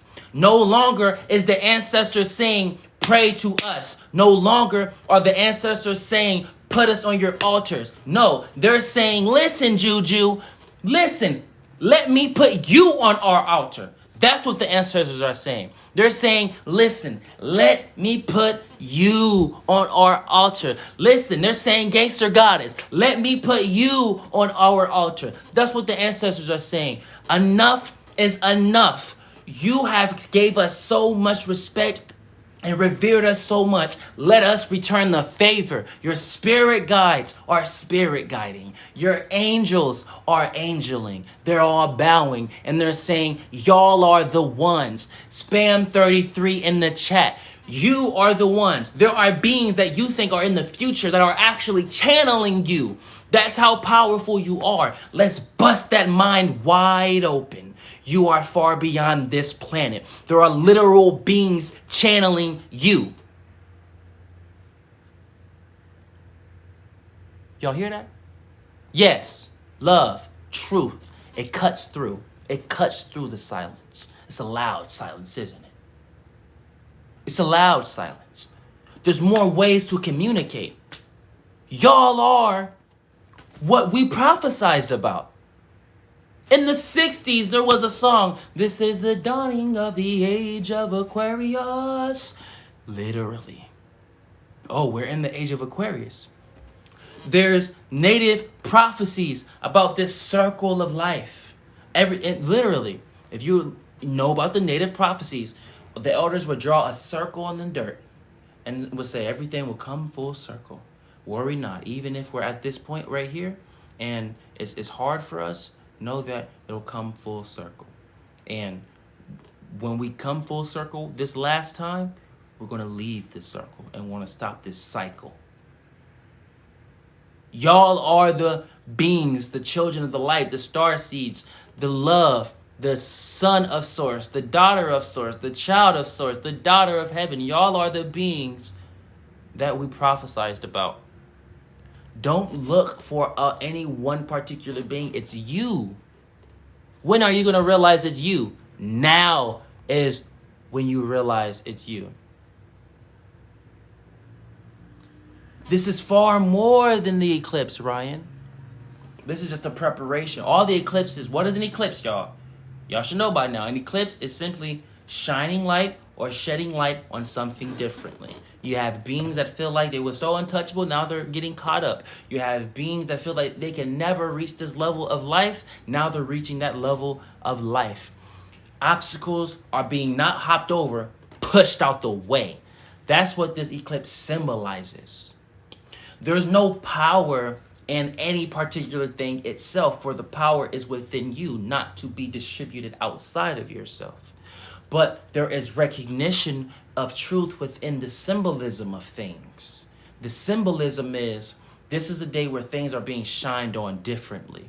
So utilize that energy in such a way that serves. So this preparation is all about anchoring what the truth is within you. So remember, we're going live for 7 days. So April 7th is the last day. The reason why we're not going live on the 8th day, the day of the eclipse, is we're holding space. It's about integration. We're integrating the 7 days and we're preparing that for the 8th day and holding space.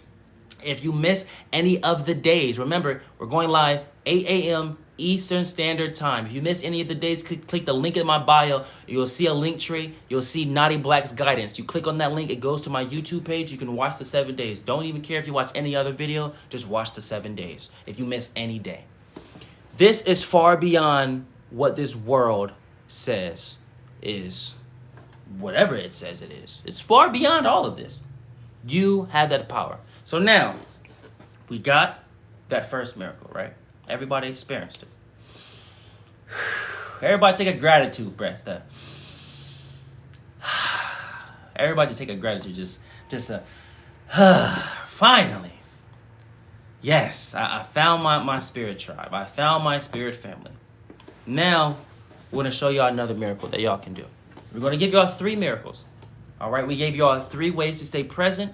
We gave y'all 1 miracle that you can utilize, which is the wave of the hands, having the light come from your hands. Now, what you do with this information, what you do with this light, is how you see it serve. That's what happens with that. You know, if you bring this light in your hands, you feel the warmth and you feel the instant sensations, and you want to go pet your dog with the light, pet your dog with the light. I actually healed my dog. My dog had a hard time laying down one day. I'm shook. Money ain't like what it used to be when I was at, this other job. I actually left a job that gave me so much money because Source was like, Nadiie, leave. But Source is making a lot of money. Nadiie, leave. All right. I left and something happened in the company. A month later, so many people left the company. If I was trying to fight for that money, I would have been in a very, very sad situation. I left and I went to Sedona. I used my last little bit of money and I went to Sedona. I went on a spiritual trip. Sedona is a very, very spiritual place. So I can't afford to heal my dog in the terms of like taking it to the vet as much as I used to. So when my dog, last month, he was late crying when he was laying down. Foam was coming out of his mouth. It was sad. I'm dang near on the verge of tears. That's my baby. I got a husky. And I'm like, no! I don't have that much money in the bank. Okay. Let me just call the vet. I'm calling vets. My dog is having these symptoms. Okay, what does this mean? Oh, this could mean this. Oh, this could mean this. This could be upwards of $500. I don't even have that. So then Source shook me. Nadiie, get it together. Nadiie, get it together. You're my son. I taught you Reiki. I'm stressing for like 2 days. I'm like, oh yeah! Those are the moments Source tests you. Oh, when things aren't seemingly going your way, are you going to forget everything we just went through? Oh, did you forget who you are? Show up for your child. Show up for this soul. All right. Okay. My dog is having a hard time going to sleep on his left leg. He was spinning around like 10 minutes before he lays down. He will spin around this way. He won't lay down. He'll lay down a little bit and get back up and do it again. So then he goes the other way. And then he lays down. Okay, it has to be that leg. All right. He's foaming at the mouth. All right, let me change his diet. Let me give him some, some more healthy food. He likes, vegetables and stuff. Now, let me grab some coconut oil. Let me use that technique I just gave y'all. Let me use that technique I just gave y'all. Let me use that technique I just gave y'all within this miracle energy, within this light, within this Reiki. Beam of light into this circle of light in my hands. Beam of light protruding from the circle of light in my hands. Feeling that warmth sensation. Breathing on my hand. Holding it together. Putting it on his leg. Not saying any affirmations. No, you don't need to speak with your mouth now. When we go into the realms of spirit and we speak to Yeshua, A.K.A. Jesus and Buddha, they don't use their mouth to speak. They use their presence. You enter their presence and you download a conversation. Y'all just know what's being talked about. So I just use just presence. It's okay. My husky is okay. All right. I said, you can sleep in my bed for these next few days. Sleep in my bed for the next few days. He was sleeping a little easier. On day 2, that fast, day 2, when he was on my bed, he was already sleeping on that leg. And I'm like, all right, cool. So I just kept massaging him, literally massaging him in his leg. My husky. In 3 days, my husky was barking, dancing, running all around, laying on both sides of us in 3 days. But the vet would have charged me thousands of dollars for it. At that point, I'm not even going to lie to y'all. When something happens to one of your loved ones, to a being that you love very much, you start getting scared. I got a little shooketh. I'm like, I don't want to lose my boy. But even in that feeling, it's okay to feel that way. I forgive myself. The flesh is weak, the spirit is willing. We remember that. The flesh is weak, the spirit is willing. God says show up. Use Reiki on your husky now, Nadiie. Now. In 3 days, he risen. My husky's name is Solaris. It means of the sun. So don't tell me that this don't work. Anything that I give y'all, I try it for myself. Because I astral project. I go to the spirit realms. There's such things as what we call instant karma. Karma itself isn't real in this new world. But when we were in the old earth, there was a such thing called karma. And we astral projected a lot. So we would experience something called instant karma. A lot of light workers, they experience something called instant karma or like credit karma. They don't want to wait a few lifetimes from now or wait when things start getting good to experience the pain. Nah, God, if I mess up, send it to me right now. Let's get it out the way. I'll deal with it right now. I'm trying to have a great life. Yes. So I go to the spirit realms a lot. So I can't be no phony. I can't just say stuff and not try it out for myself. I can't lead people astray. I've created portals. I've went to the what we call the hell dimensions. I've been to the light dimensions. I've been to every dimension because I never want to be in a position to feel like someone has power over me. So I will go to the places that people fear just to stand there in the light, just to be like a light post and say, yeah, even this realm didn't get me. I would intentionally go out in there and then leave. And they'll be like, dang, I didn't even know you could even do that. So in that moment where my husky was like, oh my gosh, I don't know if he gonna make it through. I don't have enough money. God says you don't need that type of abundance, for you have my abundance. Put your hands on that dog. Even if you doubt whilst you do it, the fact that you even showed up to do it is enough. And in 3 days, my dog was okay. So everything I give you, I've tried it out.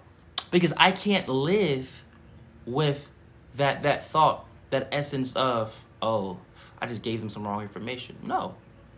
What does happen is you have some people that refuse it so much. Because you have people that are intentionally doubting and intentionally being hateful. And when you have those beings, no type of spiritual modality. I don't care if it's from Nadiie. I don't care if it's from Yeshua himself. Nothing. Reiki is spelled R-E-I-K-I. I think that's how you spell it. Yeah, I have to type it. It's easier for me to type it because I can see it. But when you stand in complete truth and complete essence of what all there is, you don't have to worry about the craziness, and all of your spiritual modalities and gifts will present itself. But when beings are intentionally going out their way to just try something because they know it's going to, I don't believe him, I'm gonna just do it and I'm gonna prove to him that it don't work. When you come to things with that energy, it's not gonna work. Why? It's not because every technique known to man works. If you look up astral projection, every single video you watch on astral projection will work. But it's about your own knowing systems, not belief systems, knowing systems. If on some level you're trying to prove that it doesn't work, exactly, you already affirmed it. Miss Stangy said it perfectly. The moment you try to prove something doesn't work, you already affirmed it doesn't work. When you eat food that's good, you ain't trying to be like, I don't want this to be good. You're not saying you don't want it to be good. When you eat food that's good, you're like, this food is hella, it's bomb. This food is great. You're not even thinking about, what could this food be like if it wasn't good? You're not even thinking about that. It's the same thing with using spiritual gifts. If you have in your mind already that you want something to be bad or taste bad, it's going to taste bad until you actually get out the way and you'll realize they seasoned this meal pretty nice. This food for thought is really, really good. This is called soul food. This is what soul food is. And regular Joe, nothing's going to happen in the solar eclipse except for 4 minutes of no sun. That's actually right in your reality.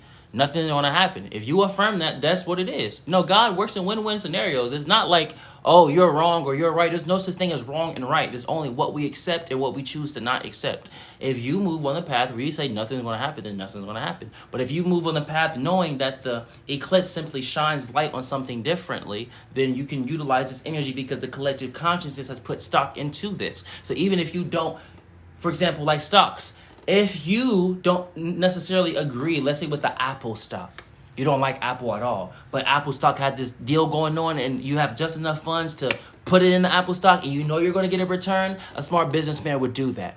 So it's about the collective consciousness. It's not just about how you feel.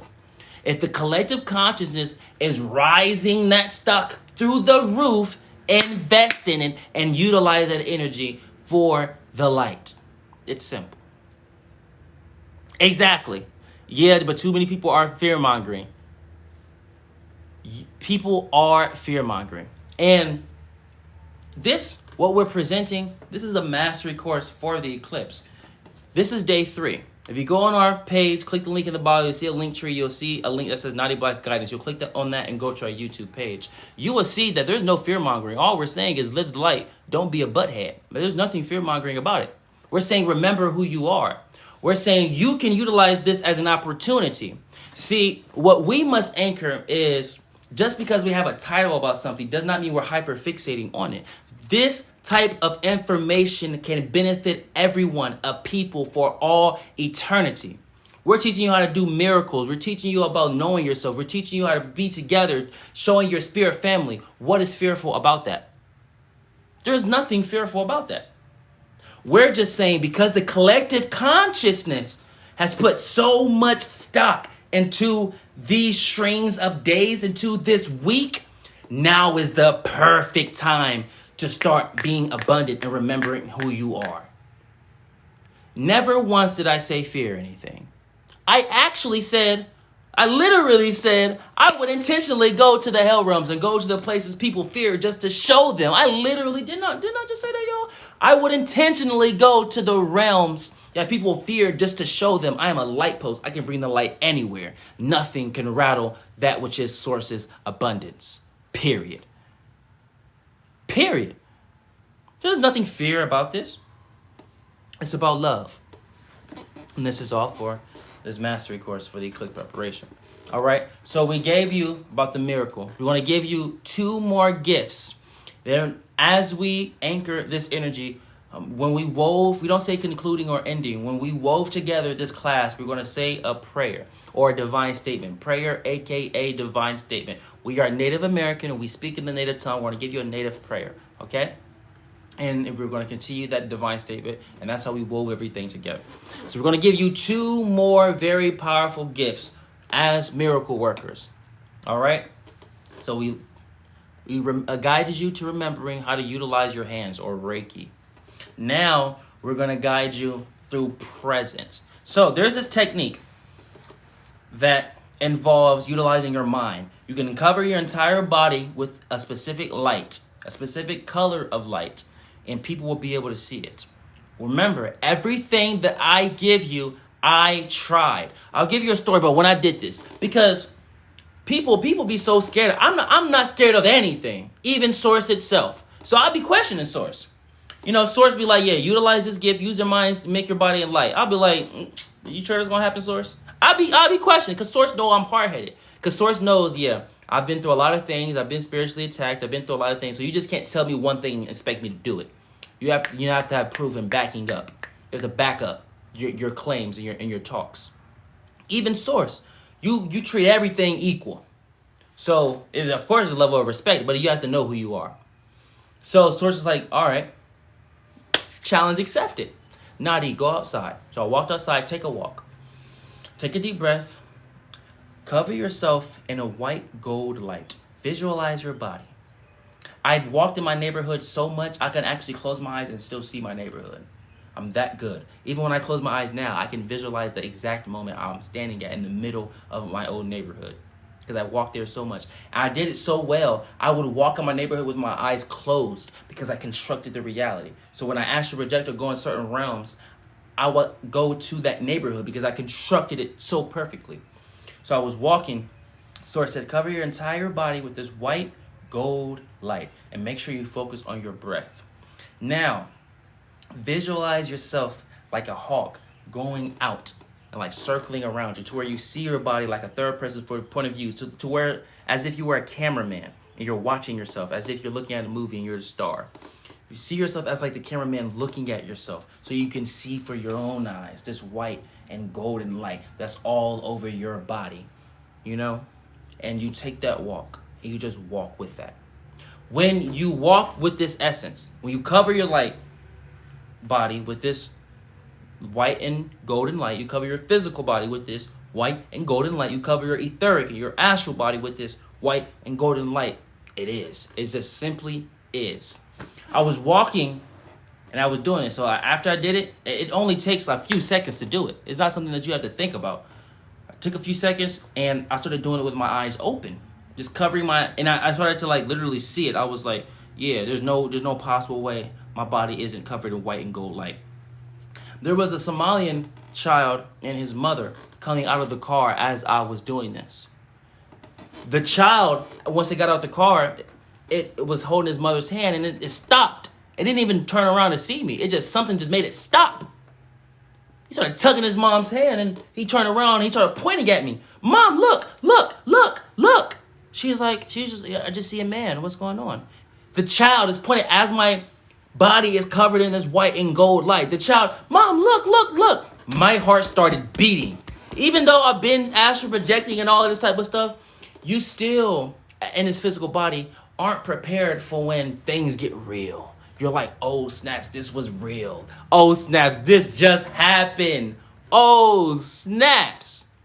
The child is pointing, mom just tugging him, just like, get in the house. I'm like, oh my God, I just did that. It's real. You can cover your entire body in this white and gold light. Why is that important? One day I was walking, right? And I have this energy all over me. Some call it an astral shield. It's called many things. Some call it, the cloak of Metatron. There's many names for these things. It's the same thing. When you cover your body in this white and gold light. There are stories about Yeshua, Jesus. When he would be, going and teaching in the towns, in the marketplaces, they would say he would have this golden hue about him. It's that white and gold light. You can cover yourself with it. One day we was taking a walk, and then there was this being that was not balanced within. It was a woman. She had this energy of just like, just that angry energy. When I was walking on the trail, this is the trail, and there's grass over here, and there's grass over here. I'm walking on the trail. She's coming this way. She sees me probably a few yards away and goes all the way around me, and I'm walking. I don't want to be near you. She goes all the way around you. That's how powerful this technique is. It utilizes your God mind. It utilizes your intention. Everybody, right now, on the count of three, we're gonna go through this together. On the count of three, we take a deep breath. Remember how we taught y'all.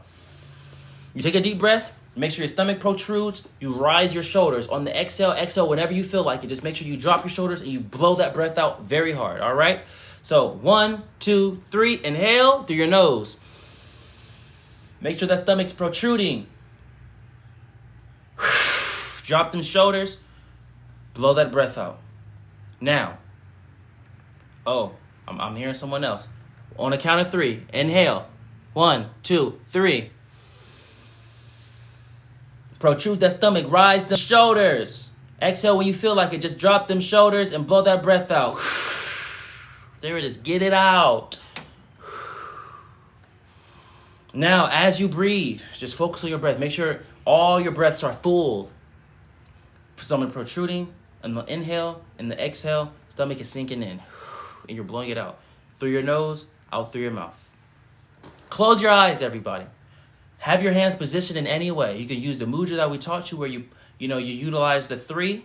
You got 2 3s. Everybody look at the camera. You got the 2 3s. You can utilize this. It's very powerful mudra. We don't teach that many people this mudra. 2 3s. You hold it together like this. And both your fingers are like this, so like the infinity. So you hold it like this. You can close your eyes as you're focusing on your breath. Start from your toes. You know how when your foot falls asleep and it's like that sensation? Remember a time when your foot fell asleep where you just feel a very different sensation. You may even start feeling itching signals and warming up in your feet because you're putting your awareness on your feet. Visualize your feet glowing in that white gold glow, this hue. And visualize that being stretched and rising up, covering your foot, your ankle. Visualize that light rising from your foot to your ankle, to your leg, your calf, your thigh, your knee, rising up all the way up. Your hips, your chest, your stomach, your arms, your elbows. Visualize that white and gold light rising to your throat, your head. Visualize that white and gold light. This is what Yeshua, A.K.A. Jesus, did. One of the techniques that he would taught. This is what masters do. They cover themselves in this light. You utilize this technique so much to where you don't even need to sit and do this. It just is a second. And then when you get it in a second, you do it so much to where you just have it on. It's just on. So when you wake up with it, if someone makes you mad, remember, no one can make you anything. We just utilize that terminology for human transcription. If someone guides you to a particular choice that you make that is a form of anger, you will still have that light on. So your first action or thought won't be, I'm going to attack this person. It's, I'm going to forgive this person. You have this light, this white and gold light, cover your entire body. Now, let's say you were to astral project. Let's say you go into the spirit realms. Let's say you meet what they call a demon, or what we call aspects of ourselves that we chose to not integrate. When you meet those beings, they will run away from you. And if you do have some of them that are bold. You do have some astral beings that are bold. They hella bold. They'll be like, hey, yo, I don't care what you is. I'm going to get you. They'll go to try to touch you and their hands will burn and they'll run away. That's a fact. It's happened. They'll touch you, their hands will burn, and they'll run away. Oh my God, I didn't know you were Timothy Hemsworthy. I didn't know you were who she is. Oh snap, you really her for real. Oh snap, you really him for real. Oh, my bad. They'll book and boogie. And then they'll call the neighboring spirits like, yo, leave him alone. He got the dimension on lock. It's like when Michael Jackson will go to the studio, he'll buy the whole building. He'll buy like 13 floors. I don't even care if I'm not in those studios. Nobody is hearing this music. Yeah, you kick everybody out. You have that presence. You know, Michael Jackson, when you're on the stage, people just fainting. Yeah, you have that presence. You go into the lowest of the lowest realms, and they just like, I'm not even... I can't even breathe next to you. I'm about to leave him alone. Yeah. But the goal is not to hyperfixate on that power. It's a presence. If you have that energy and you go to those low realms, your intention, well, it serves for your intention to be, I'm here to remind you of what you can be, what you already are, spirit. This is how beings that are masters approach what you call demons or whatever. We have this stern energy about us. You're not going to rattle us. We're going to talk to you and look you face to face. Oh, thank you, sir. This reminds me of a time where I met what y'all call the Baphomet is. Ooh. Yeah. I see why Source guided us to this conversation. You see how everything is being woven together. One day we astral projected. And remember when I say, when you say 33, or you align yourself with 33, which means Hania, that's Hopi for spirit warrior, and you align yourself with this Mudra, and you align yourself with a transcension and all of these things, be prepared for that wound to be exposed if there is a wound, because you cannot heal a wound if it's not exposed. You cannot put ointment on a covering and think it's going to seep into the infection. So essentially, it's if you talk that talk, best be ready to walk it. If you make that bed, best be ready to lay in it. One day we astral projected. We're doing what we're doing in the astral realms, guiding spirits, teaching, because we have classes. Like we say, before we teach classes here in physicality, we have these classes in the astral realms. One day I just went to a different dimension and I met the Baphomet. It literally, exactly how you think it looks, exactly how, it was that. It was just in my kitchen, like washing dishes or something. And it had this grin about it. And it was like, oh yeah, remember all that talk? You're saying you can go to the dark realms and yeah, you can just survive or welcome. I'm like, I ain't gonna lie to y'all. They don't see it though. Face, stern, focused. I don't care if this is the Baphomet. Heart beating. I'm talking spicy. I'm talking spicy. I'm looking at it and I said, listen, look at me eye to eye. When I told you the Baphomet, I said, look at me eye to eye. It got startled. I've never seen this being get startled like that. It was like, you want to look at me? And it was like something flustering. He was getting mad. And it's not a he or a she, but it's for the human transcription. You want to say he or it. It was getting very, very mad. Like, I clearly see your heart is beating very fast. Why aren't you enabling fear? Feed me. Feed me. Feed me. Feed me fear. No. I'm going to transmute what I think this fear is into excitement. I'm going to make this exciting. When you're on a roller coaster, your heart is beating? Yeah. I'm going to make this exciting. Look at me in the eyes, Baphomet, while I'm talking to you. It got so mad. It started looking at me, and it ran after me, and it tried to hit me, and it just like blew up in a different dimension. It just blew off. It just pew, got sent to a different dimension. And then as it left that dimension, I left that dimension as well. It's like the moment he tried to attack me, we both got sent to different dimensions. God was like, no. God was like, no. That's not happening. Try again. It's like the story of Job, where the devil is just like, he's only doing that because you helping him out so much. Yeah, send him my way. Bet he ain't gonna turn up on you like he been turning up. Yeah, it was literally like that. That's why I'm telling y'all that those things have no power. I literally looked at Baphomet in his eye. And listen, that's not for bragging rights. For all intents and purposes, I did not want to go to that realm. If it was mine own will and not Source's will, I would have said, Source, don't send me there. No. Source is like, Nadiie, stop playing with yourself. You better go there to show everybody that even this being has no power. And I'm like, okay, send me there. And I'm just there. And yeah, look at me in my eye. They don't like that. You don't need to do any other technique. You don't got to do nothing. As long as you have that presence. Remember, cover your body in that white and golden hue. That aura. If you see any spirit that isn't of the light, you know what you say? Look at me eye to eye. Because you're not talking about the eyes of two. You're talking about the mind's eye. You're talking about God's eye. These people can't stand to look God in the eye. Look at me eye to eye. What you're saying, you think you're saying, look at me eye to eye to these, what you think demons are to you. If you was, a little outsider perspective person or spirit watching that situation happen, you would have probably heard me say, look at me eye to eye. But what the Baphomet heard was, look at God face to face. And they can't stand that because they know the divine laws.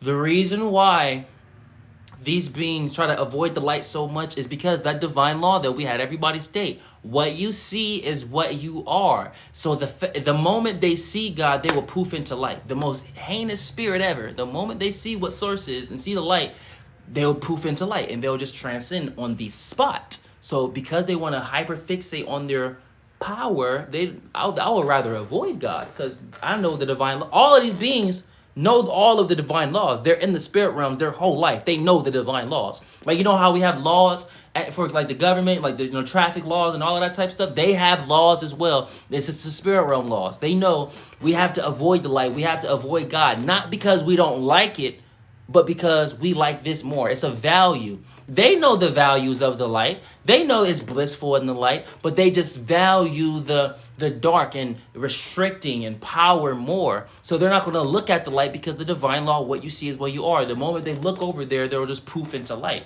and they'll transcend on the spot. So the moment I told that being, look at me eye to eye, it was like, I'd rather attack you with my eyes closed. And God was like, not having that. So that's the second technique. All right. The second technique. The first one was the hands. The second one was covering your entire body. Look at Source. We just made the recognition that this is white and gold. Isn't that so funny how this comes full circle? You just love Source. Now, quick review, everybody. We are going live for 7 days for this preparation of this eclipse, all right? If you miss any day, this is day 3. The April 7th is the 7th day. Go to my page, click the link in the bio. You'll see a link tree. Click on the link that says Nadiie Black's Guidance. That takes you to my YouTube page, for that's what my YouTube page is called. And you'll see all of the days that you missed if you missed them. Or if you want to review some information, you can look at my channel. Even today will be posted there. Let's review. Day 1 is all about oneness, knowing who we are. All right, y'all should know this by now. You ask yourself 2 questions. What are those 2 questions? What do I like to do? What serves for me? You know what you like to do by knowing what your day-to-day routine is like. Now, what serves for me? You know what serves for you by anchoring the choices that you actually enjoy. That's how you know what serves for you. Then, after you do that, you figure out what the miracle is, which is yourself. You are the miracle. Now, what does a miracle do? A miracle doesn't do anything. It undoes things. This world holds on to things so tight. If you hug somebody really, really tight, it hurts, right? Yes. If you squeeze on something tight, it hurts. So the miracle undoes. It loosens that grip that the world has on you, and it says, choose again. It puts you at square zero and says, choose again. Now, you see through everything through the lenses of Source. You see everything through God's glasses. Because if you follow these steps, you'll receive answers. When you ask yourself these questions, you align yourself with what is miraculous, answers will appear within your essence. You act upon those answers, whatever it is. I don't care if it's take a walk or cook. It could be the most obnoxious thing. You just choose again. That's what the miracle says. Choose again. So when you get these answers, you act upon them. Now, see everything through the eyes of Source. See everything as an opportunity. When you follow this path, remember, this is about day 1. When you follow this path, you'll be able to know your purpose. This is literally the master course, not just for the eclipse. This is a master course for everything. You'll know your purpose when you follow these steps. Now, When you do this, we move on to day 2. Day 2 was all about collaboration. Day 2 was all about listen. Stop looking at Nadiie as this master that you're witnessing. Look at Nadiie as a mirror, as yourself. For the divine law is what you see is what you are. Everybody in the chat, spam in the chat. What you see is what you are. What you see is what you are. What you see is what you are. Or what you see is what I am. Whatever serves for you. Say that in the chat. Remind yourself of that divine law. So when you see something in your day-to-day that might not necessarily align to who you are, you recognize this forgiveness within you. You forgive your perception and you say, I want to see this as God will have me see it. That's what it is. I'm going to see whatever situation as source would have me see it. Day 2 was about collaboration, recognizing that this master that you see is a mirror. It's just reflecting back to you what you already are. So if you enjoy it, you enjoy yourself. It's about collaborating. If someone asked questions in the comments, you answered it. We integrated day 1, knowing who we are, into day 2. So now we are masters. We know we are masters. If you have a question, if Nadiie don't get to it, I'm going to get to it. You answer that question. Now we move on to day 3, which is anchoring spiritual techniques. Spiritual gifts. Knowing who we are, unison, gifts. There's no coincidence that day 1 was about oneness. Day 2 is about unification and bringing things together and bridging, 2 points of a bridge. Day 3 is about that miraculous energy, utilizing your gifts. It's combining all of these things in one, in unison. We gave you 3 tangible techniques to become present. Because if you want to learn how to speak to animals, if you want to learn, actually speak to animals, not be an animal whisperer, actually speak their language. If you want to learn how to talk to trees, see nature spirits, astral project, utilize Reiki. Yes, click the link on my bio.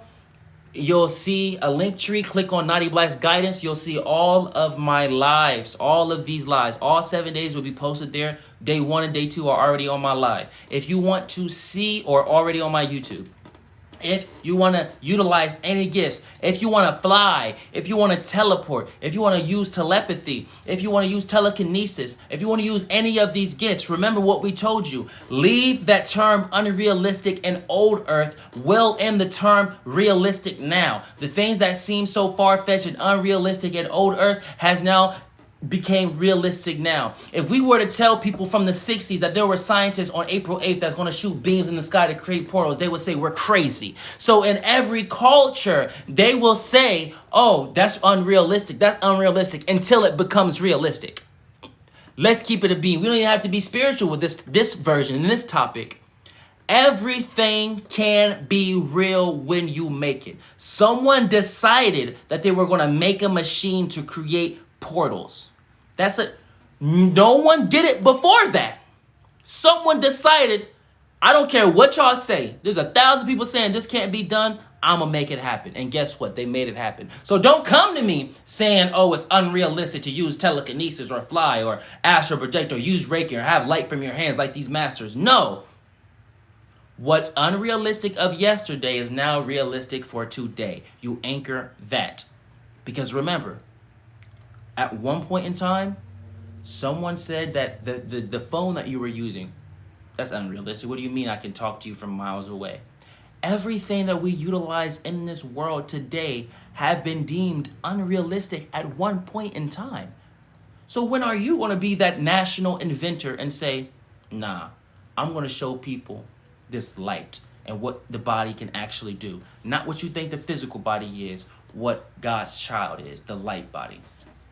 So, we gave you 3 tangible techniques, because to utilize those gifts, you have to be present. We gave you 3 tangible techniques you can utilize while you're driving, while you're at work, to be present, because you have to be present to utilize these gifts. The first technique was breath. You breathe in and make sure your stomach protrudes. And when you exhale, make sure your stomach sinks in. That's a full breath. You breathe in through your nose. You exhale through your mouth. You rise your shoulders if you have energy and you want to dissipate. You shut them down as you exhale. That's technique 1 to being present. Technique 2 is very simple. Putting your hands on your heart. You would never recognize the miracle outside of yourself if you can't recognize the miracle inside of yourself. The heartbeat is miraculous. The heartbeat loves you so much. Your heart loves you so much. Its sole purpose is make sure you exist. You can literally take out other body parts. There are people with missing body parts. But what happens when that heart leaves that body? You're gone. Kapooey. He's out of here, folks. Your heart is miraculous. So until you recognize that heartbeat, you will never recognize what is miraculous about your day-to-day, about anything else. Recognize you are a walking miracle. Silence is loud, isn't it? Recognize you're a walking miracle. Put your hands on your heart, so much so that you can recognize when your heart is beating. You can recognize the rhythm of your heart without even touching your chest. That is technique 2 for being present. Technique 3 for being present is, you know how you zone out sometimes and you snap yourself out of it, or you daydream? Lean into that. When you recognize it's happening, don't use too much mental energy, because you'll snap yourself into that recognition. You lean into that and you focus. You just guide that intention to this now, to this moment, to your breath, to your heartbeat. Utilize that focus. That brings you presence.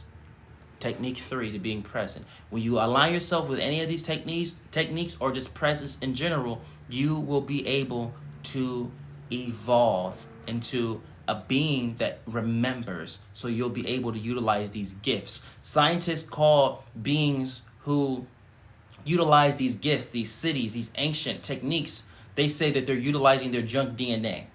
The reason why the term junk is on that aspect of your DNA is because they know how powerful it is and they don't want you to tap into it. So if we say it's junk, they're not going to pay attention to it because no one wants to dig in the trash can. You're not a raccoon. They're going to say stuff like that to try to manipulate you. But what junk DNA is, scientifically proven, is literally other lifetimes you live. There's literally memories in your DNA. And there's this aspect. It's like just like a recycling bin full of just DNA that's unused. And they just call it junk DNA. And there's like, oh snaps, there's actually memories here. So when they would, because there's beings that know how to activate things. Like there's scientists that know, spirituality. They call it metaphysics. So there's metaphysical type beings that know how to activate certain junk DNA on command. So one point in time, you have someone that don't know how to season their food, and it takes unseasoned baked chicken, and then one day they just start becoming, Chef Boyardee because they activated one of their junk DNA. It's like, oh snaps, this is the best cook. And but the one thing about junk DNA is once you turn it on, you can't turn it off. So when those scientists realized you can't turn it off, they stopped those experiments very fast. They stopped those experiments on people very fast. They said, oh, we're not going to be creating gods. We're not in the business of creating gods. We're in the business of creating money. We're in the business of creating money. We got Didi saying that actually happened to me. I don't be lying, y'all. I be telling y'all the truth. It don't be sounding far-fetched. Nothing sounds far-fetched in today's time. If you was talking to me not last year, year before, okay, yeah. It's not far-fetched, but I can see how you can say that. But nowadays, it's not far-fetched. You literally have on the 8th beings wanting to shoot beams in the sky to create portals. I mean, let's be for real. Be effing for real right now. Be forgiveness for real right now. Right now. Like, come on now. There's nothing far-fetched. Don't come to me saying nothing is far-fetched. Zeke says nothing is going to happen. Zeke, you're absolutely correct. If in your reality you see it, nothing is happening, then that's what it is. God works in win-win scenarios. If you feel like nothing's going to happen, that's perfectly fine, because nothing's going to happen. You are a God commander being, Zeke. So if you affirm to the whole universe, I want to have a normal, typical day, then you're going to have a normal, typical day. But for the beings that say we're not going to have a normal, typical day and we're going to evolve and transcend, guess what's going to happen to them? That power that you have, that you bring, we have that power in our essence as well. But if one day you wake up, if the day before, if the 7th, you wake up and say, I mean, I know fully what's going on, but seriously, they're talking about the eclipse going to shine light on something different. So, I want some abundance. If you have that shift in consciousness, Zeke, I promise you, when that 8th hit, yeah, because the eclipse is a long period. It's not just a particular day. This is just a precipice. This is the day the collective consciousness is putting their mind on. But you can utilize that energy. So the moment the 8th hits, Zeke, if you say, oh, I want to experience all that abundance, and you actually mean it, and you're not just trying to disprove something, you actually mean it, like, I may not know everything, but I want to experience some bliss, you'll experience it, because the entire collective consciousness is putting stock into this day. I don't care about stocks, but if someone is rising Apple stocks and I have enough money to, invest in Apple, or if they're lowering the stocks and I have enough money to invest in the lowering of a stock, then I'm going to do it. It's a smart decision. So if the collective consciousness is putting stock into something and raising the stock into it, you might as well utilize that energy for the benefit of the light. It makes sense. Like, why wouldn't you? The real question is, why wouldn't you? Why wouldn't? Just to see. Like, don't just do it just to see. Like, on the off chance that they are telling the truth, I'm going to just say, God, give me abundance, and go about my day. You can live your day, but just flip it out. Like, God, give me abundance, and just live your normal day. I promise you'll see. If you go to Tim Hortons one day, you'll get a free bagel. Oh, snap, I got a free bagel. God, like I told you I was going to give you some abundance. That's not the only thing. Don't let the bagels be the precipice of your abundance. So, we gave you 2 techniques. The hands, you send the beam of light into the circle of light in your hands, and you send that beam of light out your hands. You blow in your hands, you breathe life into your hands as if you're doing CPR. You'll feel warm sensation. The more you do it, you'll feel that which is light, and you'll be able to hold it in your heart. And this technique, however you see it serving, utilize it. If you utilize this technique and you give somebody a hug, they're going to feel very warm in your arms. You can pet your dog, pet your pets. This is some Reiki. Now, the second technique was covering your entire body with this white and gold aura. It's so crazy how things come full circle. We was talking about it, and we didn't even have the realization until Source said it's okay now to have the realization that literal light is behind us. God is very hilarious. God is hilarious. So this light, cover your body in this light, comes full circle. Literally, this is what Jesus did, or A.K.A. Yeshua. There were stories about when people would see Yeshua, they would say he has this golden hue about him. It's like he glows. Yeah, it's that. This is so powerful. Even when we met the Baphomet tried to touch us, and then God said no. Beings that's in the lower realms of the astral realm tried to touch us, and their hands burned because we have this light around us. We integrated it so much, it just is us. We don't have to technically just activate it. No, it's already activated. We know that it's already activated. So now the third miracle, the third city gift, right? People may not even realize it's a gift. It's knowingness. It's literally knowingness. It's knowing so much that this is the truth. You got Nadiie already saying she feels the effects. Hey, you're getting deep. What bro say? You're getting deep. You already have this essence, this knowingness within you. The first technique was Reiki. The second technique was covering your body in this light. This third technique is knowing that it happens, whether your physical eyes see it or not. Are you going to put your physical eyes above God? Above the source of all things? Are you going to put your physical eyes above source? Or are you going to know that, yeah, this just happened? See, when masters will perform miracles, they just know it's going to happen. There is, like I said before, if I say you don't be blinking, you're going to argue me up and down and say, yes, I do be blinking. Look, I do be blinking. You have to have that same level of discipline and discernment as it pertains to the light. Have that knowingness. I know I just used Reiki. As powerful as the most revered master. I know I just covered my entire body in light, bathing in it even. I know because I know. Someone said, David said, should you use imagination? Not for these gifts. You visualize. If you find yourself imagining things, reset. Open your eyes and reset. Visualization is like this. Say you're in your house or wherever location you're at. Is there any furniture around you or any object or anything around you that you can recognize that you see? Close your eyes and visualize that. See it. You're not imagining that it's there because you know when you open your eyes it's still there. You practice that gift. That's how you practice visualization. You see something that's already in front of you. You close your eyes and you visualize it. You still see it with your eyes closed. You construct it. What does it look like? What color does it look like? Was the light shining on it like this way? If it's a humidifier, was the humidifier turned on number 3 or number 4? You visualize to the detail. You do this enough, now you'll be able to utilize this gift where you can cover your entire body with this white and gold light and be perfectly in the knowingness that it actually happened. That's technique 2. Technique 3 is knowingness. Knowing that it happened and knowing nothing can rattle you. Do you realize how powerful knowingness is? It's one of the most powerful gifts you can ever have. Because knowingness is the foundation for every single spiritual gift known to man. It doesn't matter what spiritual gift it is. It doesn't matter even if it's cooking or anything. Knowingness has to be the foundation. If you had a plumber, this is how we're going to prove it to you.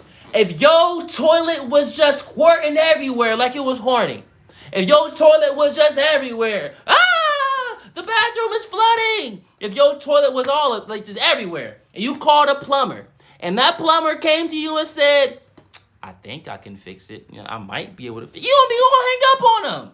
You need to know, because I need my toilet to work. It's that knowingness. You see how powerful knowingness is. When you come in knowing, this is what it is, then it is what it is. Let me say that one more time.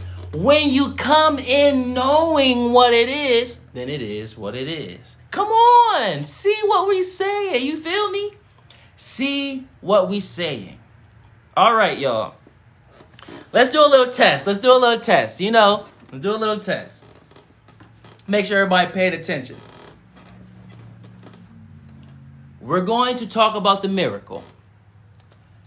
What does the miracle do? Let's make it a multiple choice. Let's make it easier for everybody.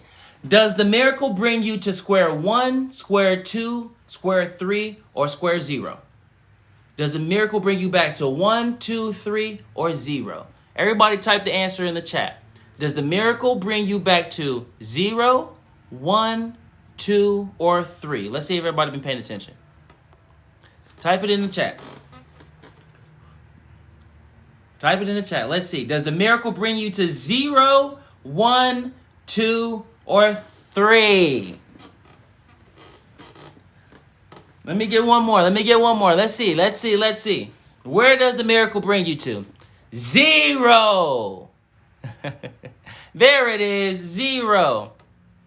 Full circle. 0. The miracle brings you to 0. All right. So we have some people saying, well, would it bring you to 3? No, the miracle brings you to 0. Why? Because a miracle is a undoer. It gives you nothing. It just undoes. This world is so constricted. It just holds things tight. So the miracle loosens the grip. It undoes. It brings you to 0 and says, what? Choose again.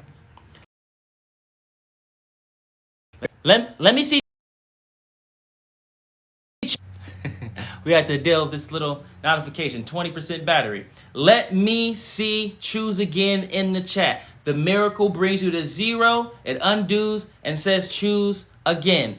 Everybody spam choose again in the chat. The miracle says choose again. It puts you at 0 and says your wish is my command. Everybody spam choose again in the chat. The miracle is powerful. The miracle services you. If you walk 3,000 miles and you don't like that path anymore, when the miracle hits, it brings you back to that. It doesn't even bring you back to mile 1. It brings you back to no miles before you even left your crib to start hiking. And it says, choose again. Do you want to go on this hike again, or do you want to go left? Do you want to go right or diagonal? Do you want to go up or do you want to go down?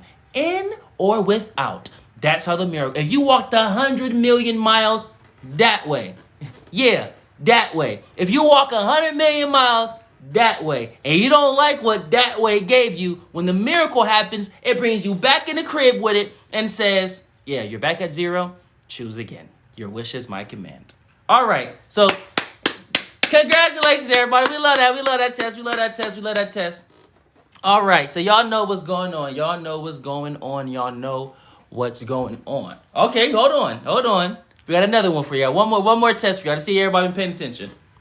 There is a very powerful divine law that pertains to your eyes. What is this divine law? Spam the answer in the chat, y'all. There is a very powerful divine law that pertains to your eyes. What is this divine law? And it starts with what? What you... Let me see it. What you... That's your hint. The first two words are what you. There's a very powerful divine law that pertains to your eyes. What is that divine law? Spam it in the chat, y'all. What you... I see one person got it right. Let's see. We're close. We're close. Well, there it is. Yeah, we love to see it. All the iterations. What you are, what you see. That's correct. What you see is what you is. Exactly. What you see is what you are. Exactly. What you see is what you get. Hey, what you see is what you get. Hey, what you see is what you are. That is the divine law. What you see is what you are. That's a very powerful divine law. So much power. It's so much power that beings of light, if you ask beings like or beings of darkness, let's say you're this being of light, which you is, and you ask being of darkness, why don't you want to go to heaven? Why don't you want to go to light? Why don't you want to go to these places? It isn't because they don't value those places. It's just that they value another place more. This divine law, what you see is what you are, is so powerful that if the most powerful demon chose to look at God, it will just transcend. So its sole purpose is to get away from it, because this divine law supersedes anything you got going on. The moment you look at the light, you are the light. That's why they say they're going to go in their own realm. They're going to create their own dimension. They're going to try to get as far away from light as possible. Because the moment y'all see the light, yeah, you are the light. That's how powerful this light is. All right. So this is day 3. Everybody, like the video, like the live, share the live. That's you showing up. The woven, we don't say ending or concluding. We say woven. The woven of this will be we utilize this native prayer. We speak in the native tongue. We utilize this native prayer, and we'll go on with the prayer in English so you can understand what's going on. That's how we wove everything together. If you missed, aspects of this live, click my link in the bio on my TikTok page. You'll see a link tree pull up. You'll see a link that says Nadiie Black's Guidance. You click that link. It takes you to my YouTube page. This live will be posted once it is ready, but day 1 and day 2 is on that YouTube page, Nadiie Black's Guidance. All right, everybody.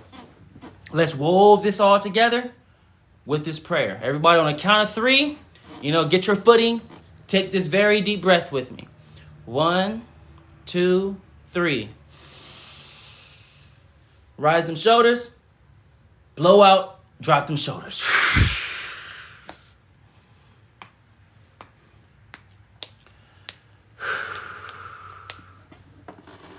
Get your footing together.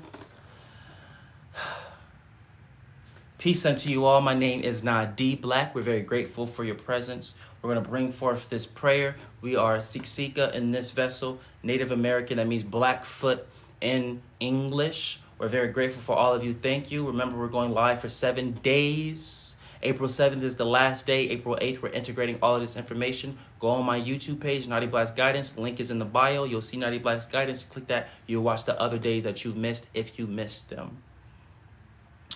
We're going live every day until the 7th, 8 a.m. Eastern Standard Time. Let us begin. Ayo Pistituki. Ispamokinan. Nakayit sitsanan. Nakeki mutsitsanan. Nakokamoto sanan. Nena. Nakista. Kitsika komem. Oh tokinana pistituki. Nakai kaki masanan. Ikanapi. Nistoapi. Akanistoa. Thank you, Source, for being with us and guiding us to this presence.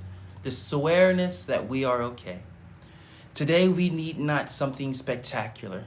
Today we just recognize and rest within our existence, for it is enough. The very creation that you decided with your intent is enough, which is us. We are enough. We need not the materials of this world. We need not clothes. We need not pains. We need not judgments. We need not hurts. We just see our existence as serving, for our existence was of your construction. We align ourselves with all there is. We need not the struggles of the world and only the paradise, for we bring that which is heaven to this world, to the next, and the next over.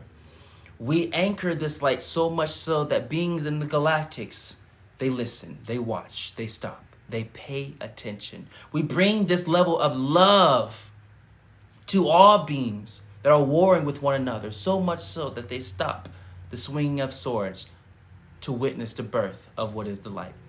We are that which is Christ consciousness embodied. We are that which is love and God's will embodied.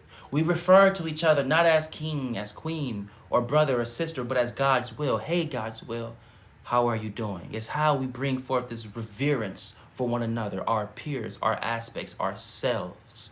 Today we anchor that which is truth. We bring honor and gratitude for this day, the third day of this presence. We have witnessed the birth of another son, not S-O-N, S-U-N, and we are very grateful. With that we say, and so it is. May everybody spam and so it is in the chat. May everybody spam and so it is in the chat. May everybody spam and so it is in the chat. Say and so it is out loud. Scream and so it is to the people. Show everybody that the light is here. Show everybody that you are the light. Show everybody this is what it is. We not playing no games. There's no coincidence that when this prayer was done, the sun started beaming through my window. There is no coincidence that the birds started coming on our patio to listen to this light. Today, moving forward, we anchor all there is and we remember. And so it is. See y'all tomorrow, 8 a.m. Eastern Standard Time. Click the link in my bio, Nadiie Black's Guidance. You'll see that is my YouTube page where these lives are being posted. Peace.